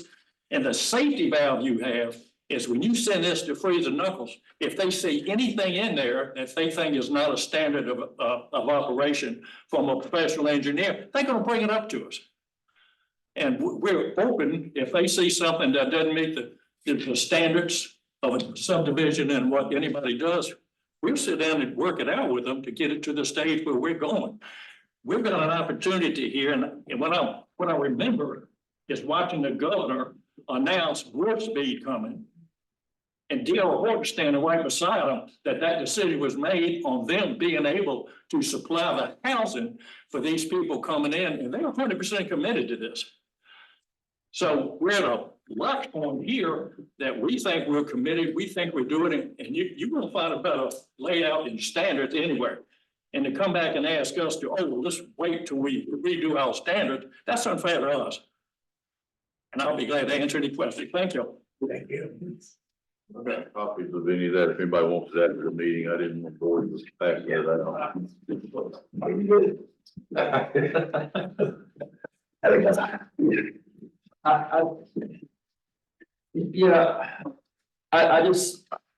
I think myself and staff are trying to be cautious because we want to make sure the board fully knows what it's getting into because staff can't walk it back. And I do have concerns that I don't know. I'm struggling to find a way to draw a distinction between allowing D.R. Horton versus every other development. Well, I think the distinction is already pretty clear to, at least to myself, is that the concessions you're willing to make in order to get your plans submitted and approved. I mean, it's more or less for lack of better term, DR Horton is setting the standard. You know, and everything that comes behind them. The standard is what your UDO says. Well, that much is true, but we've also discussed. Yep. And I think I can consider when they say that they meet or exceed the standards of the UDO, that's the standards of the current UDO we're saying needs to be rewritten. Well, I think we're going to project standards as, you know, we can set a market standard Exactly. for quality and work product. Not necessarily setting the standard for our UDO and our town. But when you put out a good work product, then others around you will follow suit. Usually, hopefully. I actually, at this point, need to hear from the rest of the board. I mean, I need to hear what your thoughts are, where are you with this process, so we don't get bogged down here. And because we do have two other items on the agenda. We've been here almost 2 hours. Yeah, I don't have a problem with that because the presentations were good on both sides. But now I think we need to look at where we are and how we want to proceed forward with this. And we have two options, actually three. Submittal, denial, and put it on hold. So that's three. And because eventually, if DR Horton does not pull out, it will eventually happen. And that's where we are. There's so many folks in this room who are smarter than me. I'm just kind of trying to listen, but one thing is, I hate to single this gentleman out because I don't want to insult anybody else. But Mr. Brown, I'm going to single you out. And he said something at the beginning, and I think it encompasses where we need to be. It says, work on it concurrently. That requires both sides to come together, trust each other, and move forward. Can't work on anything concurrently if you're at loggerheads. So that's kind of a statement from everything that stood out to me. Can't work on anything concurrently if you're not having building bridges. Yeah. Mr. Austin's got a question. Yes. And the landlord, we're giving up the lawsuit of town or what? I'm not answer that question. I don't even want to think about that at all, so. I don't know if our town attorney is here, but. Yeah, so. The best thing I can say about that is we're not even entertaining that idea. We're trying to do what's best for the town and everybody involved. And I think if we keep it in that realm, I don't see where it could. That's, you know, and that's my opinion, and that's worth whatever it is. These other investors, would they be able to talk to us really soon so we can make sure that they can commit to like terms that, you know, in this proposed development? So we can make sure we're being fair to all parties. Some of the developers have They don't have a plan or so far behind folks. they move much farther. I mean, they're not even on the same page. Yeah. I know that in the past, the board was able to add things that they wanted or needed a developer to do, or like just different things. So it's possible that we could say, well, we need you to add this barrier, we need you to do this, because we've done that in the past. And I think one of you said Reason Nichols actually reviews these plans, and anything that you may be deficient in, they would bring it to your attention. I heard so much, I knew I heard it, I just don't know who said it. Like a traffic impact analysis. I think they've already done that. Yeah, that's been done. Okay. We've incorporated all of DOT's recommendations on these plans. It's my opinion that they have the most to lose, obviously, if this doesn't go through, and they have a natural incentive to develop something that's that people are gonna purchase. They've really done their due diligence to make sure that they're making this very hospitable to new home buyers. It's my personal opinion. I like the plan a lot with this current layout. They have townhouses here at the bottom, future apartments and single family homes. And I'm thrilled to hear that you guys do cover some of the financing. The unintended consequence of the trade-off rather is that you would have to charge a little bit more for the home, but it does give someone the opportunity. They can't get at the current federal rate of 7-8% for a 30-year loan. That's a huge difference on a 30-year note.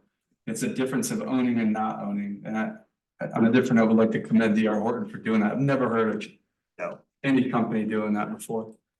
I think it's a testament that you really do want home ownership. That's a huge commitment to Americans and a chance to build wealth. The only way to do that is to own assets like a house. I think that's phenomenal. I think one of the things that I'm just looking at it and thinking about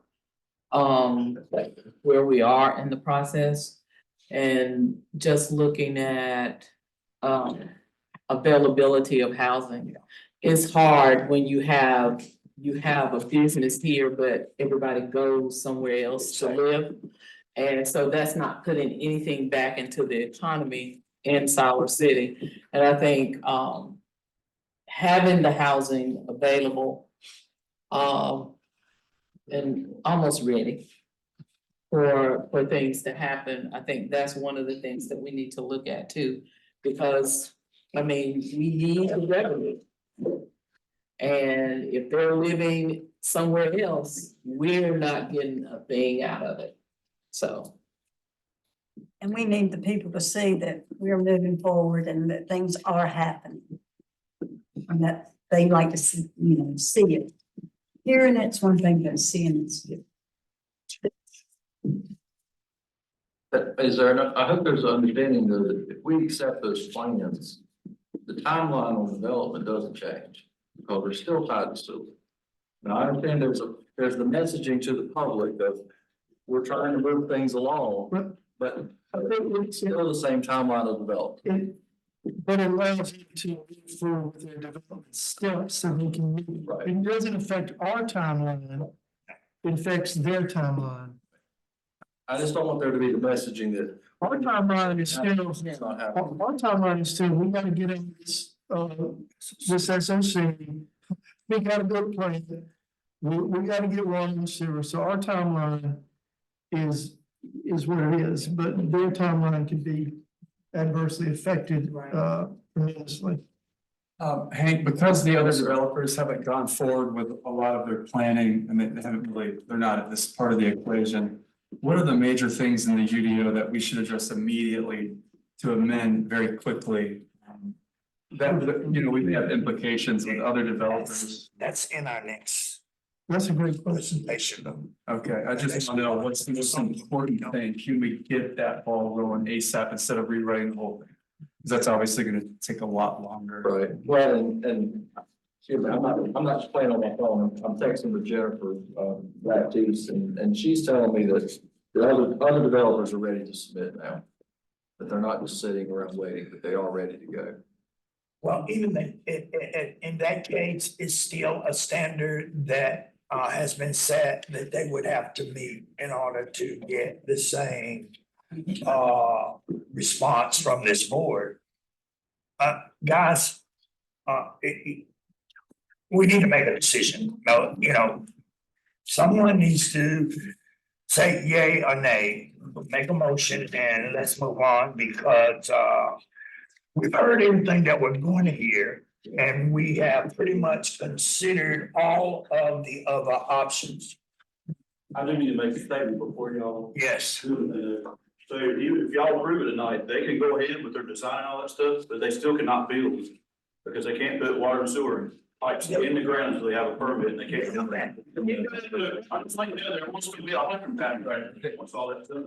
Have you been in this room the whole time? I'm just throwing it out there. What, have you been in the room? I've been right here, listening to all this BS. Sometimes you're not gonna lose that, a house. I'm just making it known. All right, so I'm gonna I'm gonna break the ice. Broad-based motion. If we get a second, we can discuss it and see if we can amend it. It's gonna be a pretty broad motion. And some people might not like it. But I'm gonna make a motion that work in good faith with Fox Haven to develop a written consent agreement setting forth the bullet points that we talked about tonight, wherein Fox Haven can be allowed to move forward with their application on condition that they will be agreeable to a system development fee schedule, upcoming changes in, assuming those are timely. If I don't want to agree to something 2 years down the road after they already started laying brick. And of course, contingent on water and sewer. And I'd like to see that written draft, what's today's date? The 8th. This is our first meeting in March. Fourth. Yes. All right, so I'd love to see a written draft by the 4th, if not a document that has been approved by both sides, but a written draft. But hopefully the document has been approved by both sides, and that will require some meetings. So that's my very long-winded motion. Very, very long-winded. I'm done. If you're done, I'll second. It's been moving, probably seconds, discussion. Anything else we could talk about? Hearing none, all in favor, vote by a sign of aye. All opposed have the same right, motion carried. Thank you, John. Thank you.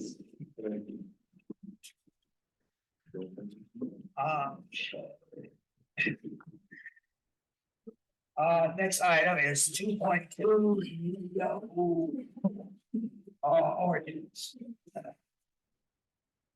That was death already. I know it all got incorporated in all overlap. Wants to stay? That's strictly up to you guys, I mean, yeah, I mean, that's on your own if you want to stay. We're trying to get you, everybody home. I mean, it's kind of hard between 2.1 and 2.2 because the conversations kind of go together. I guess the latest update on the UDO, don't forget Commissioner Houser's question.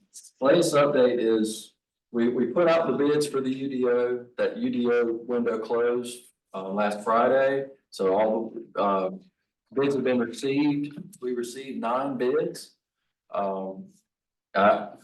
We haven't reached a recommendation to the board yet, but we can have that available to you at the next board meeting, should the board choose to move forward with that. Several good companies submitted bids, so I think you're gonna get a quality product if you approved it. What's the lowest bid and the highest bid? That's all over the place. So let me say as a qualification, you're anywhere between about 100,000 and 300,000. But I would be very leery of some of those on the lower end, and you get what you pay for. It's, you know, that there's a difference in a copy paste job and somebody who's coming in and working with you to get you a quality product. And this was an RFP, so we have to consider the lowest responsible bidder. But in that process, it's also the qualifications of the people who deliver you a quality product. We know from construction, the ramifications of going with just the lowest price. So that's why staff would make a recommendation of who we think would be the best party to move forward with. Go ahead. Can we address Commissioner Rogers' question about what parts can we can go ahead and do in-house and get them done quickly that would be relevant to Fox Haven and other developers?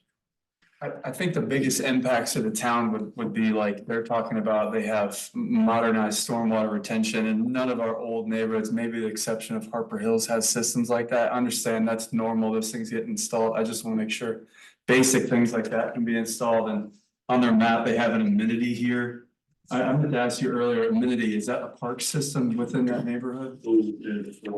And a park system? Stuff like that. And then the HOA would be basically charging the people who live there to maintain that. Part of that, So the tax burden wouldn't fall on the people outside that area. That needs to be some kind of standard to follow for these other developers. In my opinion. And can that be incorporated into UDO? So to his question, is it just the residential part? I mean, Jack, you've been UDO man for years, and not to bypass you, Hank, but I mean, I just want to drill down and see how specific an answer can we get to Commissioner Hauser's question about what parts, What are the weaknesses? yeah, what needs to be done to fast track this thing? What can we do in-house quickly? What is the weakness? I'm not sure if I know what. UDO. The major things to address, like. To encourage or discourage? Encourage in a responsible fashion. You know, I haven't been paying attention to it for about the last year and a half, so I'm sort of weak. That means it ain't changed, right? That's right. So. I think the ordinances, I feel good about what we did. You know, I wouldn't have made those recommendations to the planning board and the town board, so I feel good about what I did. If you like that, let me call Jennifer Baptiste. So basically, what you're telling us is there's no real major changes that need to be done here. I'm not gonna say that. That's why I'm not in that role anymore. I'm telling you what we did do. Hello? Hey, Yeah, but I think that's I'm trying to take your phone, I know. Can you repeat the question? Alec wants to know in the immediacy, tell me if I got your question wrong. In the immediacy, what changes do we need to make, or what are the major weaknesses of the current UDO that need to be addressed? For residential development. Specifically for residential development. When we put the RFP out, we broke it down into a timeline. And I have you guys on mute so that we don't get a lot of feedback, so I can't hear if there's any additional questions. Okay. We put it out with doing the subdivision section first and put it as a timeline of having that section to include street designs, lot designs, sidewalks, open space, stormwater, and all the things associated with a normal subdivision, as well as doing some changes to the submittal process and how we handle that and putting that in the UDO. That's gonna be the first section, and we put it to have that done within 6 to 8 months. The second part is gonna be working on the other sections of the ordinance to include design standards for commercial, streetscape, downtown area, and other things like that. Well, I hate we have 6 to 8 months, but to the extent that this written agreement is done by the 1st of March, where we memorialize our consent, memorandum of agreement, whatever you want to call it. I don't like 6 to 8 months because we've been talking about this since December. 2 months have gone by. But what I'm hoping to come out of y'all's talks by the 1st of March will mitigate that somewhat, but I still would much rather see a faster timeline. And I'm also curious to know if we know what would be the cost of that one section versus the 100 to 300 for the whole UDO. And if we in-housed it, could we save that same amount? If I could say, if you in-housed it, it's gonna take a lot longer and it's gonna cost more because the amount of staff time it's gonna take to do it, it's gonna take a couple years. The time is not. Uninterrupted. Time's not on our side. So how much is it if we just do that one section? Well, you have to rebid it all over again, which slow you down. Well, I'm gonna ask you, do we already have the money for this in the budget? Yes, ma'am. We do. We didn't specifically budget for this, but we planned for it because we received revenue at the very beginning of the fiscal year that we didn't account for in the budget when it was adopted. One-time revenue from permit fees from Wolfspeed that were significant, that would more than cover this cost. Okay, okay. So- I understand that, but I'm going to go right back to where I've been all the time. At some point, this revenue has to hit the streets of Siler City. I mean, we keep kicking the can down the road, we keep spending money, and the citizens are not getting anything for their dollar. Matter of fact, water has been cut off this week because no water bills have been established or sent out. So we really truly need to refocus. Because the citizens, I understand we got money because this happened with Mount Air. I want to give it to someone to rewrite. I'm not, I didn't say anything about Mount Air. Yeah, but at the same time, at some point, the citizens need to see something. How much did we get from Wolfspeed? About $750,000. So 750,000? Yes, sir. I think it's 730 something. How much of that do we still have? I guess you say in the operating savings in the general fund, wherever. All of it. So. It wasn't much. I just want to say this. I agree with the mayor. We've had so many talks about, we need something visible. We've talked to you about that. On the flip side, Jack's shaking his head rigorously about how long it's gonna take if we in-house this. We can't. We are stuck in such a hard situation. We cannot. 6 to 8 months is already too long. Yeah. If we have that kind of money,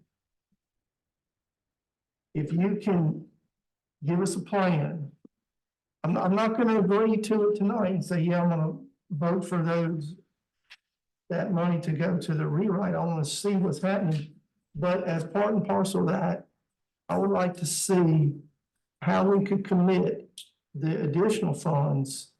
What are your ideas for the additional funds with a premium and on doing something for this town? Because I look around, I've said this before. Wolfspeed's making improvements. Mount Air's making improvements. Fox Haven. DOT comes and paves streets. But the town, what have we done significant? I mean, I remember the Greenway, I remember safe walks to schools, I remember making the sidewalks for handicap accessible, repaving some of that stuff. We've done some work on the parks, but it's been sparse. And, you know, we gotta. And I personally, I'm not gonna agree to any civic amount of money for the UDO rewrite, and we don't do anything for the citizens. We gotta see something coming. And we talk all the time about, well, things are being done behind the scenes, but nobody sees that. And it's been 2 years and we've been telling the public, oh, things behind the scenes. We gotta show them something. And I get that. we also need to have our gyms that's sitting there empty, open during the day and utilized by people. Now, having it open for 2 hours or 3 hours, one gym, that, I don't understand that. If it's a matter of staffing, you can staff everybody else, why can't we staff recreation? So we need to do something. That's a very specific issue though. Well, let me ask this question to our guests. Is there any assistance that you guys can give us to move this UDO process down the road faster? Quicker. Well, I've already offered personal input in any way I can to help, okay? That's one. I don't know if that's enough necessarily, but can I ask a curious question? Yes, Did I just hear that Wolfspeed paid some fees Yes, So we heard. for submittal or something or an approval? there are permit fees that they pay, yes. Permit fees. Did they have approved site plans or anything? Did they pay that on? Did they have a review? How did the industry get reviewed and residential's been held back? Well, That's what my council wants to know and we answer. have an economic development agreement. We have a contract specifically. with- That's why there's a difference. Okay, if there's a difference, it's explainable, but you understand why it is. yeah, I understand why you said, Also say to Mayor Matthews that, you know, I think all of us would be, Jay is Tom's engineer. We use the CE group out of Pittsburgh. They could provide some guidance of other municipalities and stuff to help Jack, Jennifer and Hank and everybody to try and, you know, that would they're be not good. reinventing the wheel. Yeah. You know, most of these things are things that are standard across most municipalities. What they are directing you to do long term is to say, what kind of community you want to become and how do you develop the standards to make sure that growth meets that? And so what we're saying concurrently is moving. I will say Sanford probably approved 10,000 plus homes and apartments before they modified their RDU. Pittsburgh approved Chatham Park and then did their UDO. And you said that's a CE group? CE groups. Yes. So we need to investigate that alternative. There's two, We don't. there's two premiums that we have to balance. They would be volunteers. I mean, that's what typically happens. They hire the firm and the volunteers help them with that. That's the task forces that Tom was talking We about. have to balance our time and What was that meeting last week on the UDO over at, Chatham. oh, that was a presentation of a proposed future land use development Yeah. plan. That was the second public meeting. The land use plan is really a precursor to the UDO. That's what. It's your vision of what you want the UDO to be. So, I mean, don't they have to work together? They do, but there are parts of the UDO you can start because we know some of the information, but ideally, you take a couple of years to do the land use plan and then you take a couple of years to do the UDO. We're trying to find a compromise to see if we can. We don't have 4 years. I get that, but I just didn't know what. Yeah. To, What you're talking about, and I was We included wish- in that land use. We wish we would started all this about 6 years ago. to further answer your comment about what to help do with the UDO, move everybody trying to compress it a bit.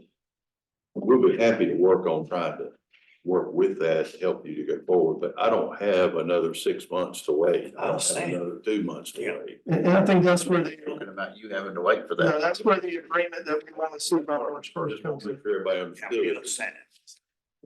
So we have help that has been offered and they are volunteers. So that's at no cost to the citizens of Siler City, and I think it's in our best interest to accept that help. Look at that. Yeah, because Kirk here has said that he has worked with them before. You say you are aware of them. And that's some of the things that at a later date, we need to talk about when these things are out here that we can utilize without spending money. That's what we need to do. That's not what he said.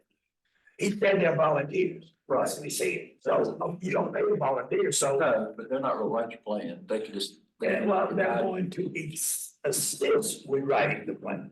I think Alex has a question. Yeah. If I You need a could- review board to help Hank with, and Jennifer with reviewing it, speed along, so you're not taking hours and hours and. We got to learn that. I'm glad you mentioned that, Mr. Dameron, is that correct? Yeah. Yeah, because that was brought to my attention that we used to have one. And I assume that would be a good thing to bring back. It would help them out and speed things along. Yeah, so thank you for that, yeah. If I can make a comment, Jennifer Baptiste said that the things most pressing are subdivision regulation, like street design, sidewalks, width of roads and things like that. That seems to be pretty basic. Why would that take so long to amend the UDO concerning something so fundamental? I mean, we can agree that, I don't know how the other board members feel. Sidewalks may not be a necessity. We have to consider that is gonna add tremendous cost to a development. They're not always utilized. Do we want curbs installed to make paving easier on the town, to make sure that, like, in my neighborhood, for example, the road, it keeps going up and up. A curb would help mitigate that, to make sure that it's flush. Do we want to talk about lighting, and do we want the town to be homogeneous, or do we want it to be diverse with the different designs available? One of my worries is that you're not gonna ever obtain diversity if you say, I want all my neighborhoods to look like this. And that's really gonna hinder certain developers from designing things a certain way that are more well suited to different homeowners, people that wanna live in a different neighborhood. Do we wanna make a decision that we really put like a hard filter on certain things like that we want things to be more variable regarding something this fundamental, like street design? Yeah. I think it's really basic. What I'm really asking is I don't understand why that would take 6 to 8 months just to go through something like that. Can we not go ahead and start that, make an agreement in the next couple weeks in the UDO? I'll hit up a little bit and just my general thought. I think if the route I thought we were planning, we've got this RFQ, we got these proposals.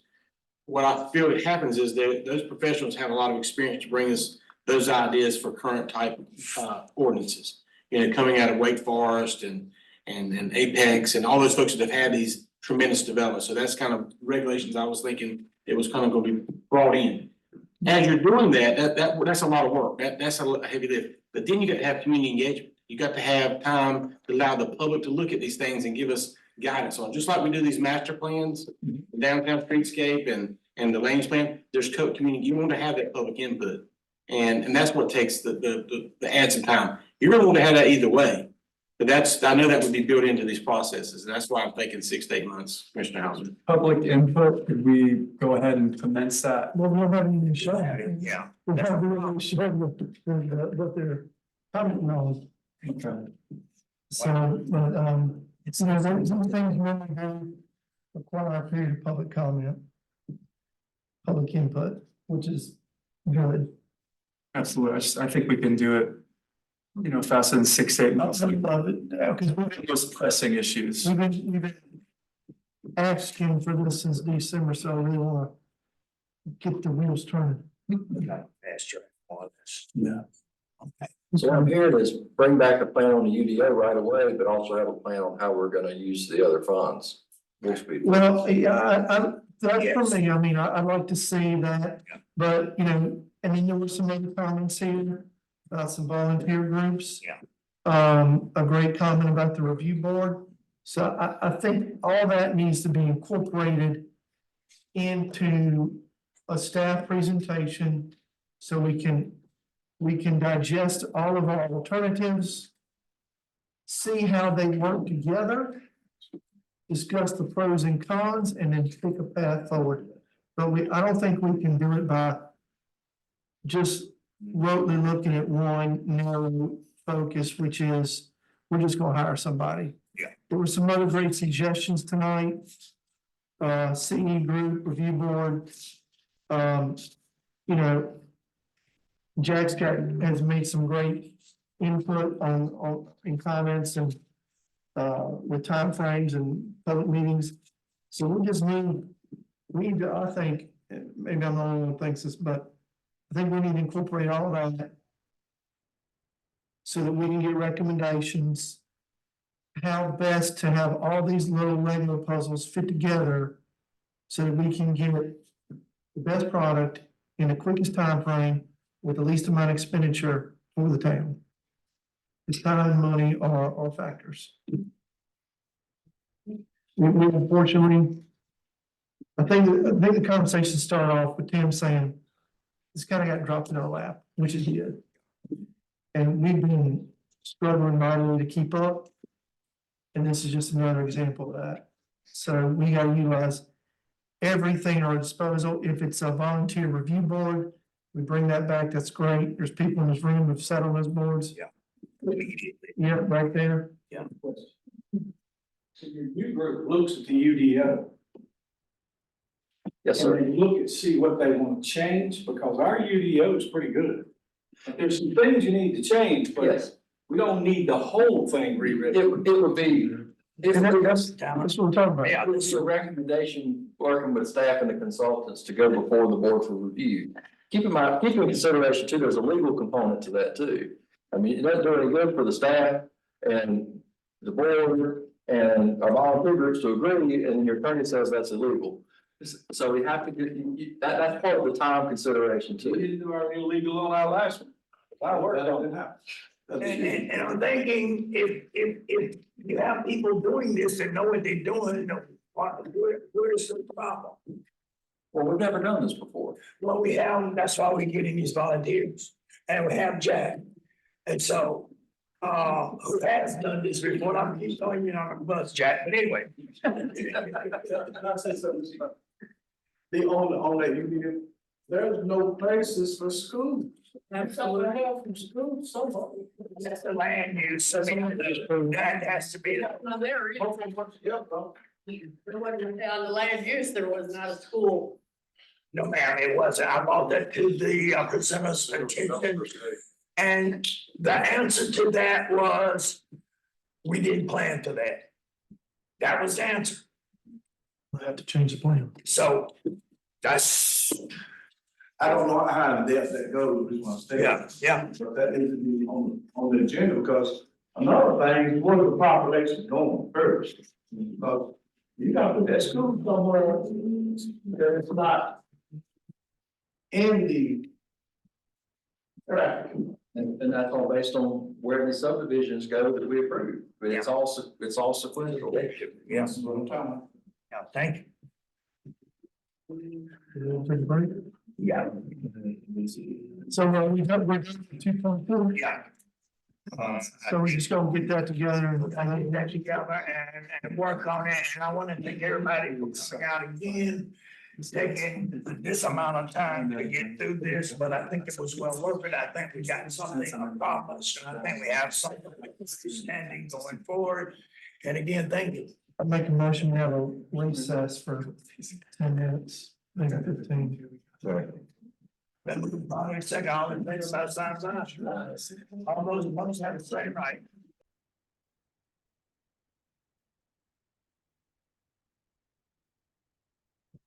Come back to the one. Second. Then by moving probably second, all in favor, say aye. All opposed have the same right. Due to time constraint. The next item on the 2.3, it's going to take far too long. So I'm looking for a way for somebody to make a suggestion on what we should do with that before we even get it. We could table it to date in the future. I don't know if that needs to be another special call meeting or.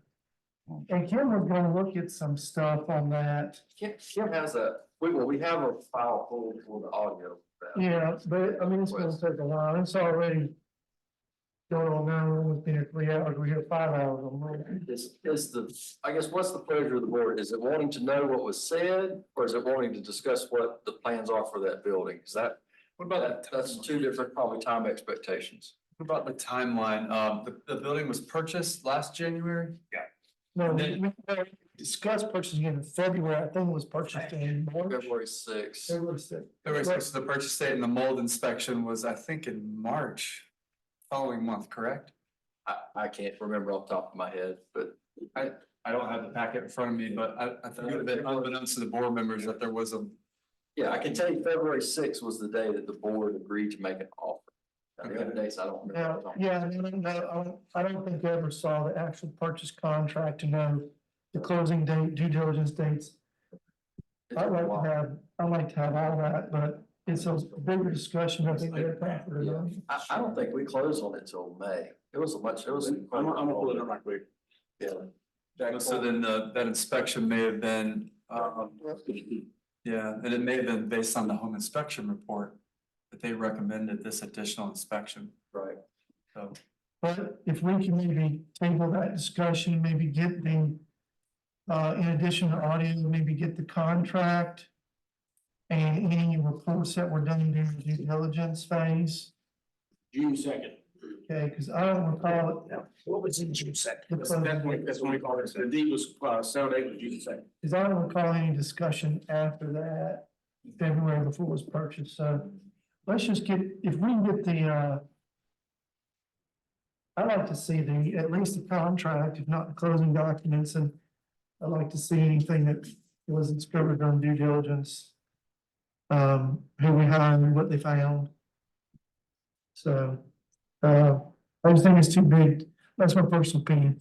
It'll take too many hours that we have tonight to get into it. So if they would table it. And I know some of that was in closed session. And so I don't know the procedure. I'll just be honest, I don't know the procedure. I don't know if we go back to close. So Louis, we can, we thought about that. I think everything can be done in open session because the purpose of the closed session is no longer frustrated. Because that was to discuss the acquisition and everybody knows the town owns the building. So I think you're clear to do it in open session. I would just tell it to a later date. I was Finish able on the to, matter. let the town clerk here, let me speak. I was able to confirm the closed session. There were some budget meetings, and if they went on too long, we might be able to. I mean, I think it's gonna take a couple of hours. So what meetings do we have, what days you got coming up? Can you, how about this? Can you just look at the various meetings we have, Yes. regular call, budget, whatever? And I think it's gonna take, I hope I'm wrong, but I think it's gonna take several hours. Because you just pick a date that we don't have a lot on. I can try. Yeah. Okay. It's just gonna have to wait until I'm close to finalizing an agenda to be able to answer that. I understand. You may not have much notice, but. Well, we'll make a motion table for now, Jack. If you can get those closing documents and any inspection reports come out, I'd love to see them. Yeah, I got that stuff and I shared it with Ken and most of that stuff was through the manager's office. So yes, we got them. Yeah, perfect. Thank you. Mr. Mayor, can I make a comment regarding the parks? That they want to use the building for parks and recreation. If we're able to encourage, I realize it's more of an encourage, we can't coerce their developers to include parks in their proposed developments. This would be a way to shift that to the private sector rather than the public sector with the Parks Department. And it would, the taxes wouldn't be, it would only be due particularly on the people who live in these areas. And that should be something that we should encourage developers, and I realize this has to be within the UDO and all that, but at this point, we can at least try to foster that.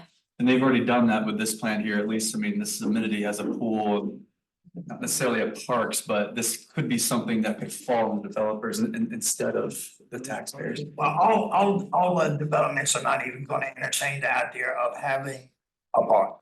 I just think we need to try to encourage it, is all I'm saying, Yeah. and this would create less of a need to have it through the public sector, is the only point I wanted And to. some, and things, everything life's a pendulum, things shift over time. There was a time when, the push was to get a fee in the road and develop your own park. And sometimes that swings back and the push is then to have more developers have, parks and HOAs, but I think it's just a kind of depends on where you are and. It's very common to require a certain percentage of the development to be green space or park space. Yeah. It's not it's typical. Okay. We can discuss that further at a different date. I just want to put that comment out there, guys. Anything? I'd like to say something. Of course, we met for 5 hours Monday night and it was a long 5 hours. And probably everybody that was in attendance knew I left very unhappy. Louis knows that way. So the reason why I was so upset was, number one, I try to be conscious of the taxpayer money. Try to let people see what they're getting. And when I found out that night that a recently vacant position had been filled and the salary went from 75,000 to 115,000, and there's nothing that the board could actually do, I was not happy. Also, we found out we needed a new position added for $47,000 or $48,000 to alleviate some of the work. I just feel like I wished I'd have had a heads up on some of this. I feel like the salaries have gotten ridiculously out of control. They've gotten too high. We have people living on a budget. We have people that struggle to pay their water bills, and that's something else we're going to talk about later. So in lieu of that, I would like to make a motion tonight. I would like to make a motion that any action which could lead to an expenditure of $20,000 or more must be approved by the board before moving forward with the action. Can we change that to 15,000? We can change it up to 15 if you'd like. I think procedurally, there's gotta be a second in the discussion. Okay. And then if that is really, we have to amend the motion. Second, okay. So there's a, It's been moving properly second, all in favor of, we'll have to end discussion. Let's hone the number in. Are we comfortable with 20,000? I still feel like that's excessive. I would be more comfortable with 15,000. I have some questions. okay, okay. I have pumps at the water and wastewater plant that cost over $20,000, and I can't wait for a board meeting to approve that before I can purchase those. That's a 24-hour operation that has to run. Okay. How much those pumps? The average pump is $30,000 to $40,000. Well, currently, in our current consensus, we have in there that anything over 30 still not be on consent agenda, has to come to the board. So have you been purchased? Good bond. That's not a policy. Yes, we did enact that. I don't understand how you're able to spend that money and it's still going to come to the board, but it does say 30,000. It goes to finance and he checks off on it. Well, that is the reason for this policy.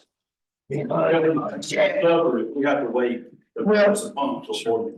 if it's a call meeting, it's an emergency meeting, whatever, because you're not gonna get it the same day you ordered anyway. I'm just letting you know. Yeah. You're severely tying our hands when you do something like that. What the whole purpose of this is to get this spending under control.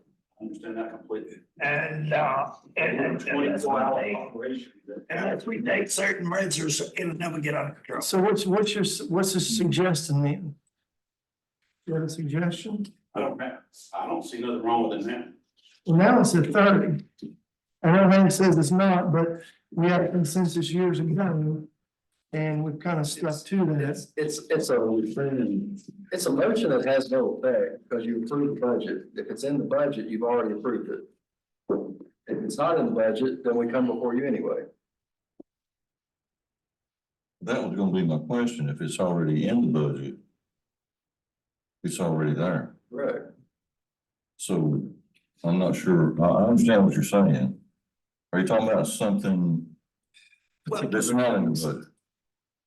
So I'm a little lost. I understand what you're saying, but How about hiring Hobbs? Was that in the budget to get the architectural design for the Carter building? Did we budget We that? approved that. The board approved We that? approved it. Okay. That's a special vote just on that. Okay. So that was something that was a contract that would the policy would apply to that, because it couldn't be on consent, so it had to come to us with the contract. I think another example is when we had we switched the trash company, that contract came for approval because it was over 30. Well, I think it's just common courtesy then, since it's no teeth in it. Common courtesy to let this governing body know when money above the threshold is being spent. Money wasn't spent. You saved $83,000. No, we're not getting into those weeds. But that's what it means. We're not getting into those weeds. We're trying to set a precedent here, our policy, that it be common courtesy that the board be made aware before those funds are spent. I think it's a communication issue. We talked about that a lot. A communication issue that I think most of this board would like a heads up on expenditures. I know I came in and I said, Mr. Mayor, what's the closed session about? I have no idea.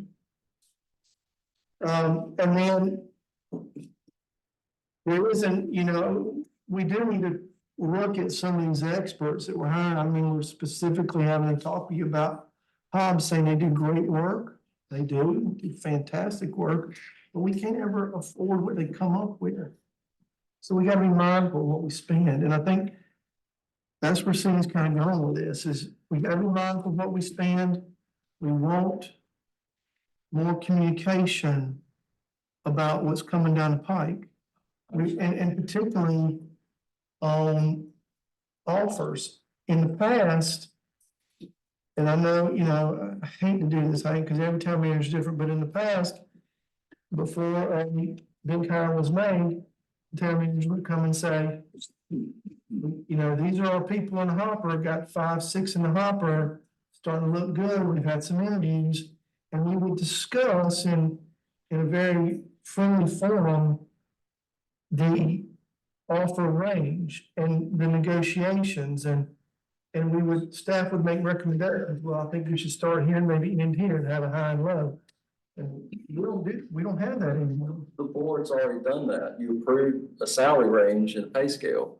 I mean, the board has already weighed in and adopted a policy that says for each position, this is the range. And that's what we work with them. We don't hire anybody that doesn't fit within the range that you approved. Initially, the chief's job was listed at 153,000. That was not in the range. No, sir. This was Mr. Austin, Commissioner Austin, because he sent me the. No, sir. Yes, it was. We had a conversation, you and I talked about this. The range for the police chief position was 89 to like 100, over 140s. That's the range of the position that was advertised. It was actually listed on the website, 153,000. That's the full range that the board has approved. I didn't come up with that. You approved that.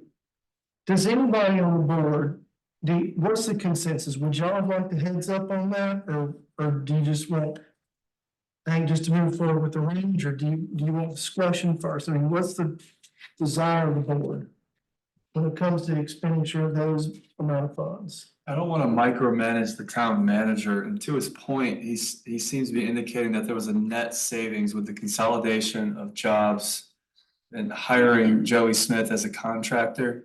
So I understand Cindy's point about this new job, but being created, but it is a net savings, it appears. Yes. But with regards to communication, I guess, she would like more communication. I would say that before an offer is made, that we need to have some type of communication.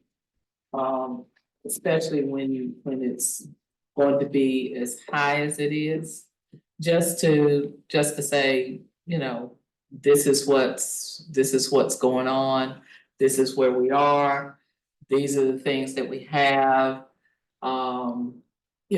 Those kind of things, so that we can be informed and know what's happening. Because I think a lot of the discussions and the length of time we're here can be alleviated when we have information. When we know. Yeah. It's 5 hours. I mean, I think I got home at 11:45. And it makes no sense to offer a job. It's almost like Hobbs. They send you the highest bid and we give the highest offer. We didn't do I that. mean, it really doesn't add up, and while we're talking about it. When an employee leaves. It should be talked about before they're automatically replaced, because there may not be a need for that. And so before that hire is made, it should come to this body for discussion. No, we can't do that. I mean, that's paralyzing. No, that's not paralyzing. No, it's not because you fill positions. Okay, I'm gonna use an example and I didn't want to. We're fixing to merge with Sanford, am I Yes, sir. correct? Why would we hire a public works director? Because public works is so much more than just water and sewer. I mean, it's gonna be. So you split the department, Yes. just move the departments back together But and then, save ADL, whatever it was, save that money. but then you'll have no director. Because that director would be going to Sanford. Well, but with regards to the public works, and this might be a specific issue. You did indicate on the Monday night meeting that, first of all, the water is going to Sanford. Second, that there were a percentage of the employees in the public works that would also go to Sanford. That's right. Is my understanding as a further point that some salaries are split between the enterprise fund and the general fund. So I think where the mayor, and it, please, Mayor, if I put words in your mouth, please stop me. But I think where the mayor's going with this is with, in this particular instance, with a department in such great flux, I think the board, at least if I'm hearing correctly from people who've talked to me, would like to have a conversation about the future of that department, where it's going, what the best move is for that department. If that means we gotta slow down on something temporarily, then we slow down on it. But, you know, I think the board would just like to have that discussion about the best way to move forward that department. Because it is over half of the department is gone. And when I say the department, I mean water and parks and water and public works together. More than half is gonna leave. Then we're gonna have issues about, and hopefully it's being addressed in the merger agreement. How are we gonna pay for employees that have a split basis? And so these are, you know, economic discussions that this board, I think, would like to have, and if I'm wrong, y'all shut me up. But if, I think they'd like to have that before we move on, because we want to look at the structure, we want to know about the structure, we want to know what structure might be best for the future of the town. I think that's all the mayor's trying to say. Not saying that we don't want to get that same place, but we want to look at our alternatives and our options. That's all I'm saying. My point is, we don't have excess staff. We're a very lean organization. If I have to get approval to advertise a job, we're in trouble. Well, you never. Most of the times, we don't say, don't advertise a job, that's my, I'm supposed to be taking my medication, but in this particular instance, which is special, I think it warrants a discussion. I mean, we're losing over half of the department. It's so much getting approval as it is giving information. This UDL was range from $100,000 to $300,000. The question was asked, could the development group know of any instance of anyone that could help out? And then the gentleman, I think his name was Kurt, threw out a volunteer group that could help. And I'm thinking, okay, good deal. You have to think outside the box when you're spending other people's money. It's easy to spend other people's money.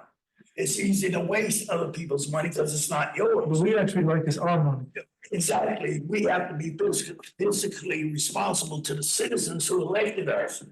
And so when I hear things like that, that piques my interest. And it makes me think, well, where is the manager's mind at? Why come he's not exploring these other options rather than just going straight to a consultant? But Mayor, I haven't. This board knows that I haven't asked for any additional money to make changes to the departments, and that's just one example. And we've made structural changes to almost every department in the organization, shifting around using the exact same money that we had before to make sure that the organization runs as well as it can. So we are always trying to find ways to be effective with the money that we have.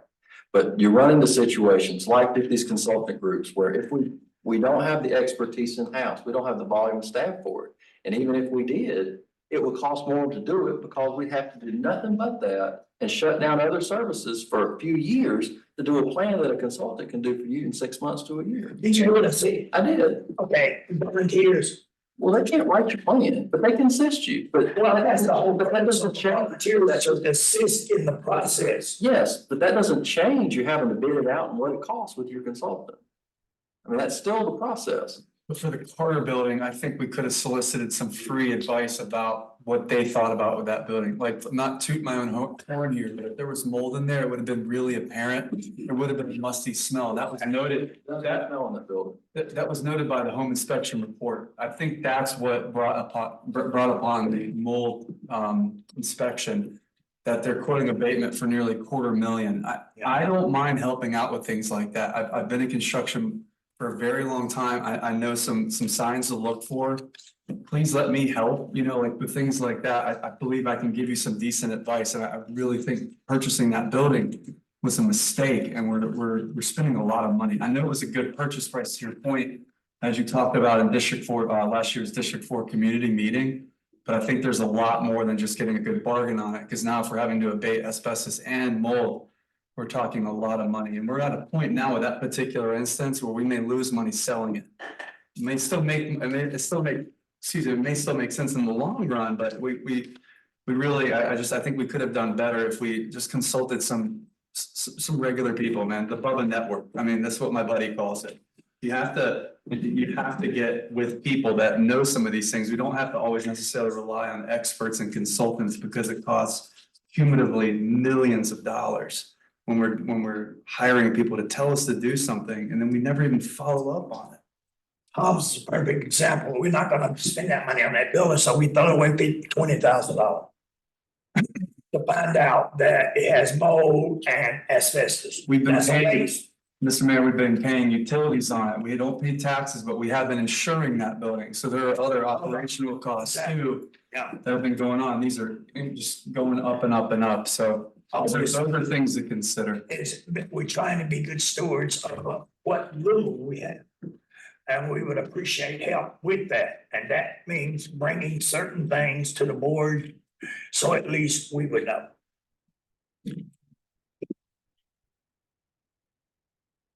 I'm happy to inform the board anything the board wants to know, if I can get specificity of what it is that the board wants to know. We just spent the last 12 minutes going over it.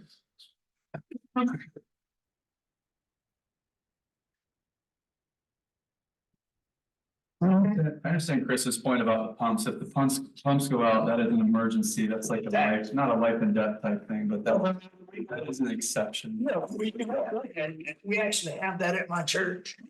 Something before the board can come together. If it is an emergency, then they have that loophole. This could just be Yeah. I don't know if it's gonna be a phone conversation, but be a liaison for us with the town manager. I trust that you will exercise good judgment related to large expenses.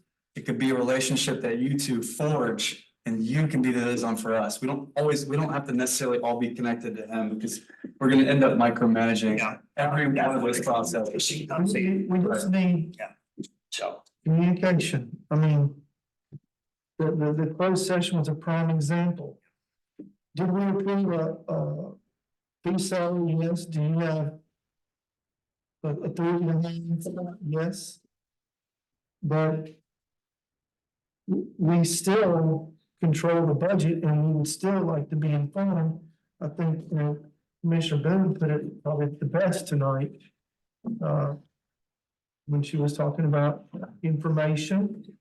And the consequence of not having any information was a 5-hour meeting on Monday.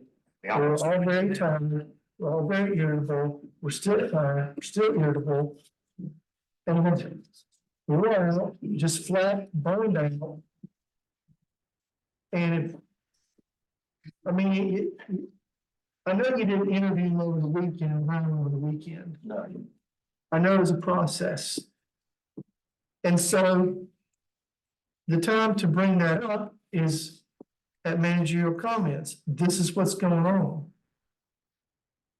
No one likes being blindsided. You said it yourself. You didn't like it when it was happening to you last year. We didn't like it Monday night. So the motion was on the floor for, even if he says it doesn't hold any weight for 15,000, did that motion die? I mean, I don't know hamstring operations. Well, I said, it's especially as Christian stated, that particular piece could be an emergency service. If we've made our Yeah. point. Yeah. Well, And if we've made our point, then that we want communication, I'll leave it, there's a motion, a second, procedurally, one would have to be withdrawn. Procedurally, a motion on the second. I think one would summed up our position the best tonight, probably. But I understand Sydney's angst quite a bit. well, procedurally, it's been moved and probably second. All in favor, show by a sign of aye. All opposed have the same right. Motion passed. Now, Let me ask something. yes, Going forward with replacing the public works director, are we going to talk about what that entails as far as for the future? Like you had mentioned, before any hires made? yeah, that's what we have requested until, and so that should be something that may be put on the next agenda. Nobody should be hard until it's vetted and talked about. Now, again, here's the thing about statute. And as he said, we must understand that the position is funded and, basically, we can't stop it from harming anybody. But at the same time, I would think out of common courtesy, with what the board has asked for, that would be the route to go if I was down there. That's the only thing I can say about that. So just, excuse me, just for clarity, we're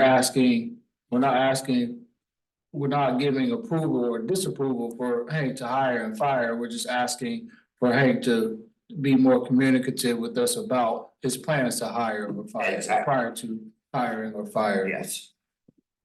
So with what we did Monday, that's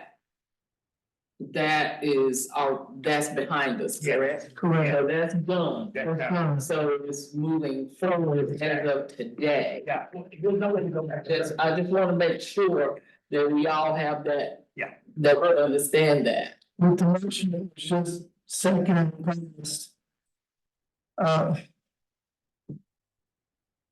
Is the intent of the motion to hamstring developments like Chris, or is it to get communication from the board, from the town manager to the board? Information. It's, So technically, that's not what the motion was, though. yeah, It means that we're saying that he can't do anything. Over 15. Well, it was 20, she said 20. It ended up, it got it done. So But the one thing, so we can't say that we're not, it's based on communication, because that was not what was the motion. The motion was that it would hinder him from doing anything over 20. correct. So therefore, that's what I'm saying, it has nothing to do with communication, technically, because that's basically I what. have no idea what the board just approved, honestly. Let's go back and revisit it. Who's confused about what just happened? Man. We're trying to control some of the spending, that's all. So. I don't want there to be confusion on the intent of the motion. I don't want there to be confusion on the result of the motion. That's ended up being bad policy. So I think we need to unfortunately make a motion to undo the prior motion and go back into discussion. Is it, if the intent, and I don't want to hear Cindy's intent. I want to, we gotta drill that down. I'm not trying to hamstring Chris. I do want communication. I don't want to be surprised on these. I just don't want to be surprised again like we were Monday night. Let's do this. I don't want to be surprised again like we were Monday night. Hank says we're saving 80-some thousand. I thought when you put the numbers in, it was like 13 or something. My math wasn't coming. I said that my math- 80-some thousand. No, it's not. You think about, you're paying somebody $40,000 more, so you're having to pay more for their, the town's having to pay more like for their, Social Security, for their retirement and all that, then they would have at 75. But you eliminated 2 positions, so you actually saved even more on the benefits side. You really didn't eliminate them. Those people, they weren't there. You said so yourself.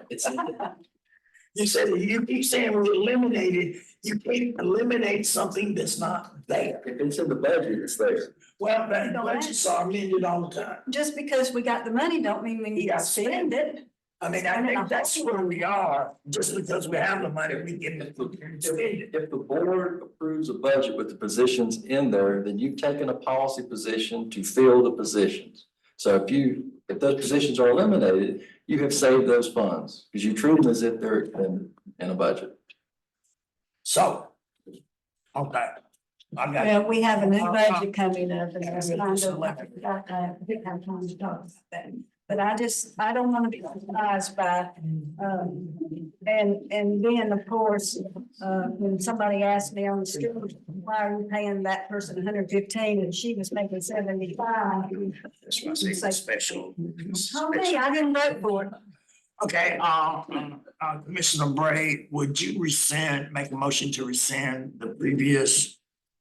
Motion. Yeah. I make a motion to rescind the previous motion. Second. It's been moving probably second, the previous motion we rescinded, all in favor, say aye. Opposed, have the same right. Motion carried. Now, I don't want to beat this dead horse. I don't know if we need a consensus or a motion. And I don't care how it flows. I don't care if it flows to the mayor or down to us. I just do not want to be surprised like we were Monday night. I don't want to sit in 5 hours of meeting, go into closed session, find out more facts, come in a closed session, be confused, not understand the motions that we're making because it's 11:30 at night. I don't even go through that again, ever. And yes, we make policy decisions, and we're not saying that we don't. We're just talking about common heads up courtesies. That, and you said it tonight, you said it Monday night, and I'm not just telling you flat out, it bothers me. And you sit and say, well, I don't know what the board wants. If the board will just tell me exactly what we want. We talk about our preferences so much and make suggestions so much that for 2 years, you gotta have some idea. And so you just, I don't know how else to phrase it other than saying, maybe you should have an idea of what we expect for communication. And I don't want to ever go through what we went through on Monday night again. We could have saved a ton of time if we'd have known ahead of time, hey, these are the candidates we've had, they're great, they're coming up. We got a 5-panel, people 5-panel interviewing them. You know, if you'd address to the mayor, yes, we considered your request for bilingual, here's the problems we're running into. And when you saw his reaction, how much you think a little communication would have helped with that if you'd have known up front the steps you took? It's like I said, and I'll say it again, highly intelligent, very intelligent. And you're the kid that does a calculus without having to write it down and puts the answer down. But we need to see the work. We need to know, we need to be informed. You know, I was not one of those kids that could do the calculus, should I write it down in the calculator, but. Like tonight's meeting, I didn't even know what we were walking into tonight. I hadn't the slightest clue what we were going to discuss. Could any of that have been communicated to us beforehand? To give us a heads up? Honestly, I think we all were kind of walking in a little blind tonight because we tried to throw a meeting together as quick as possible to address a kind of an emergency situation. We did. We had about 2 weeks between meetings. So this was very unusual. And there's some stuff that bridges several meetings. Yeah. When we could be better informed. I don't know how long we've been interviewing the candidates, but I'm sure it's been several weeks. Sure, it's probably been since January. So. If I can speak on behalf of the mayor, I think the mayor is just the appropriate channel for that communication to transpire. I really do feel that he is truly a person of the people. He was elected as mayor. Establishing a communication between y'all is, I feel like, the easiest route. Yeah. He can talk to us about it, whether it's good or bad.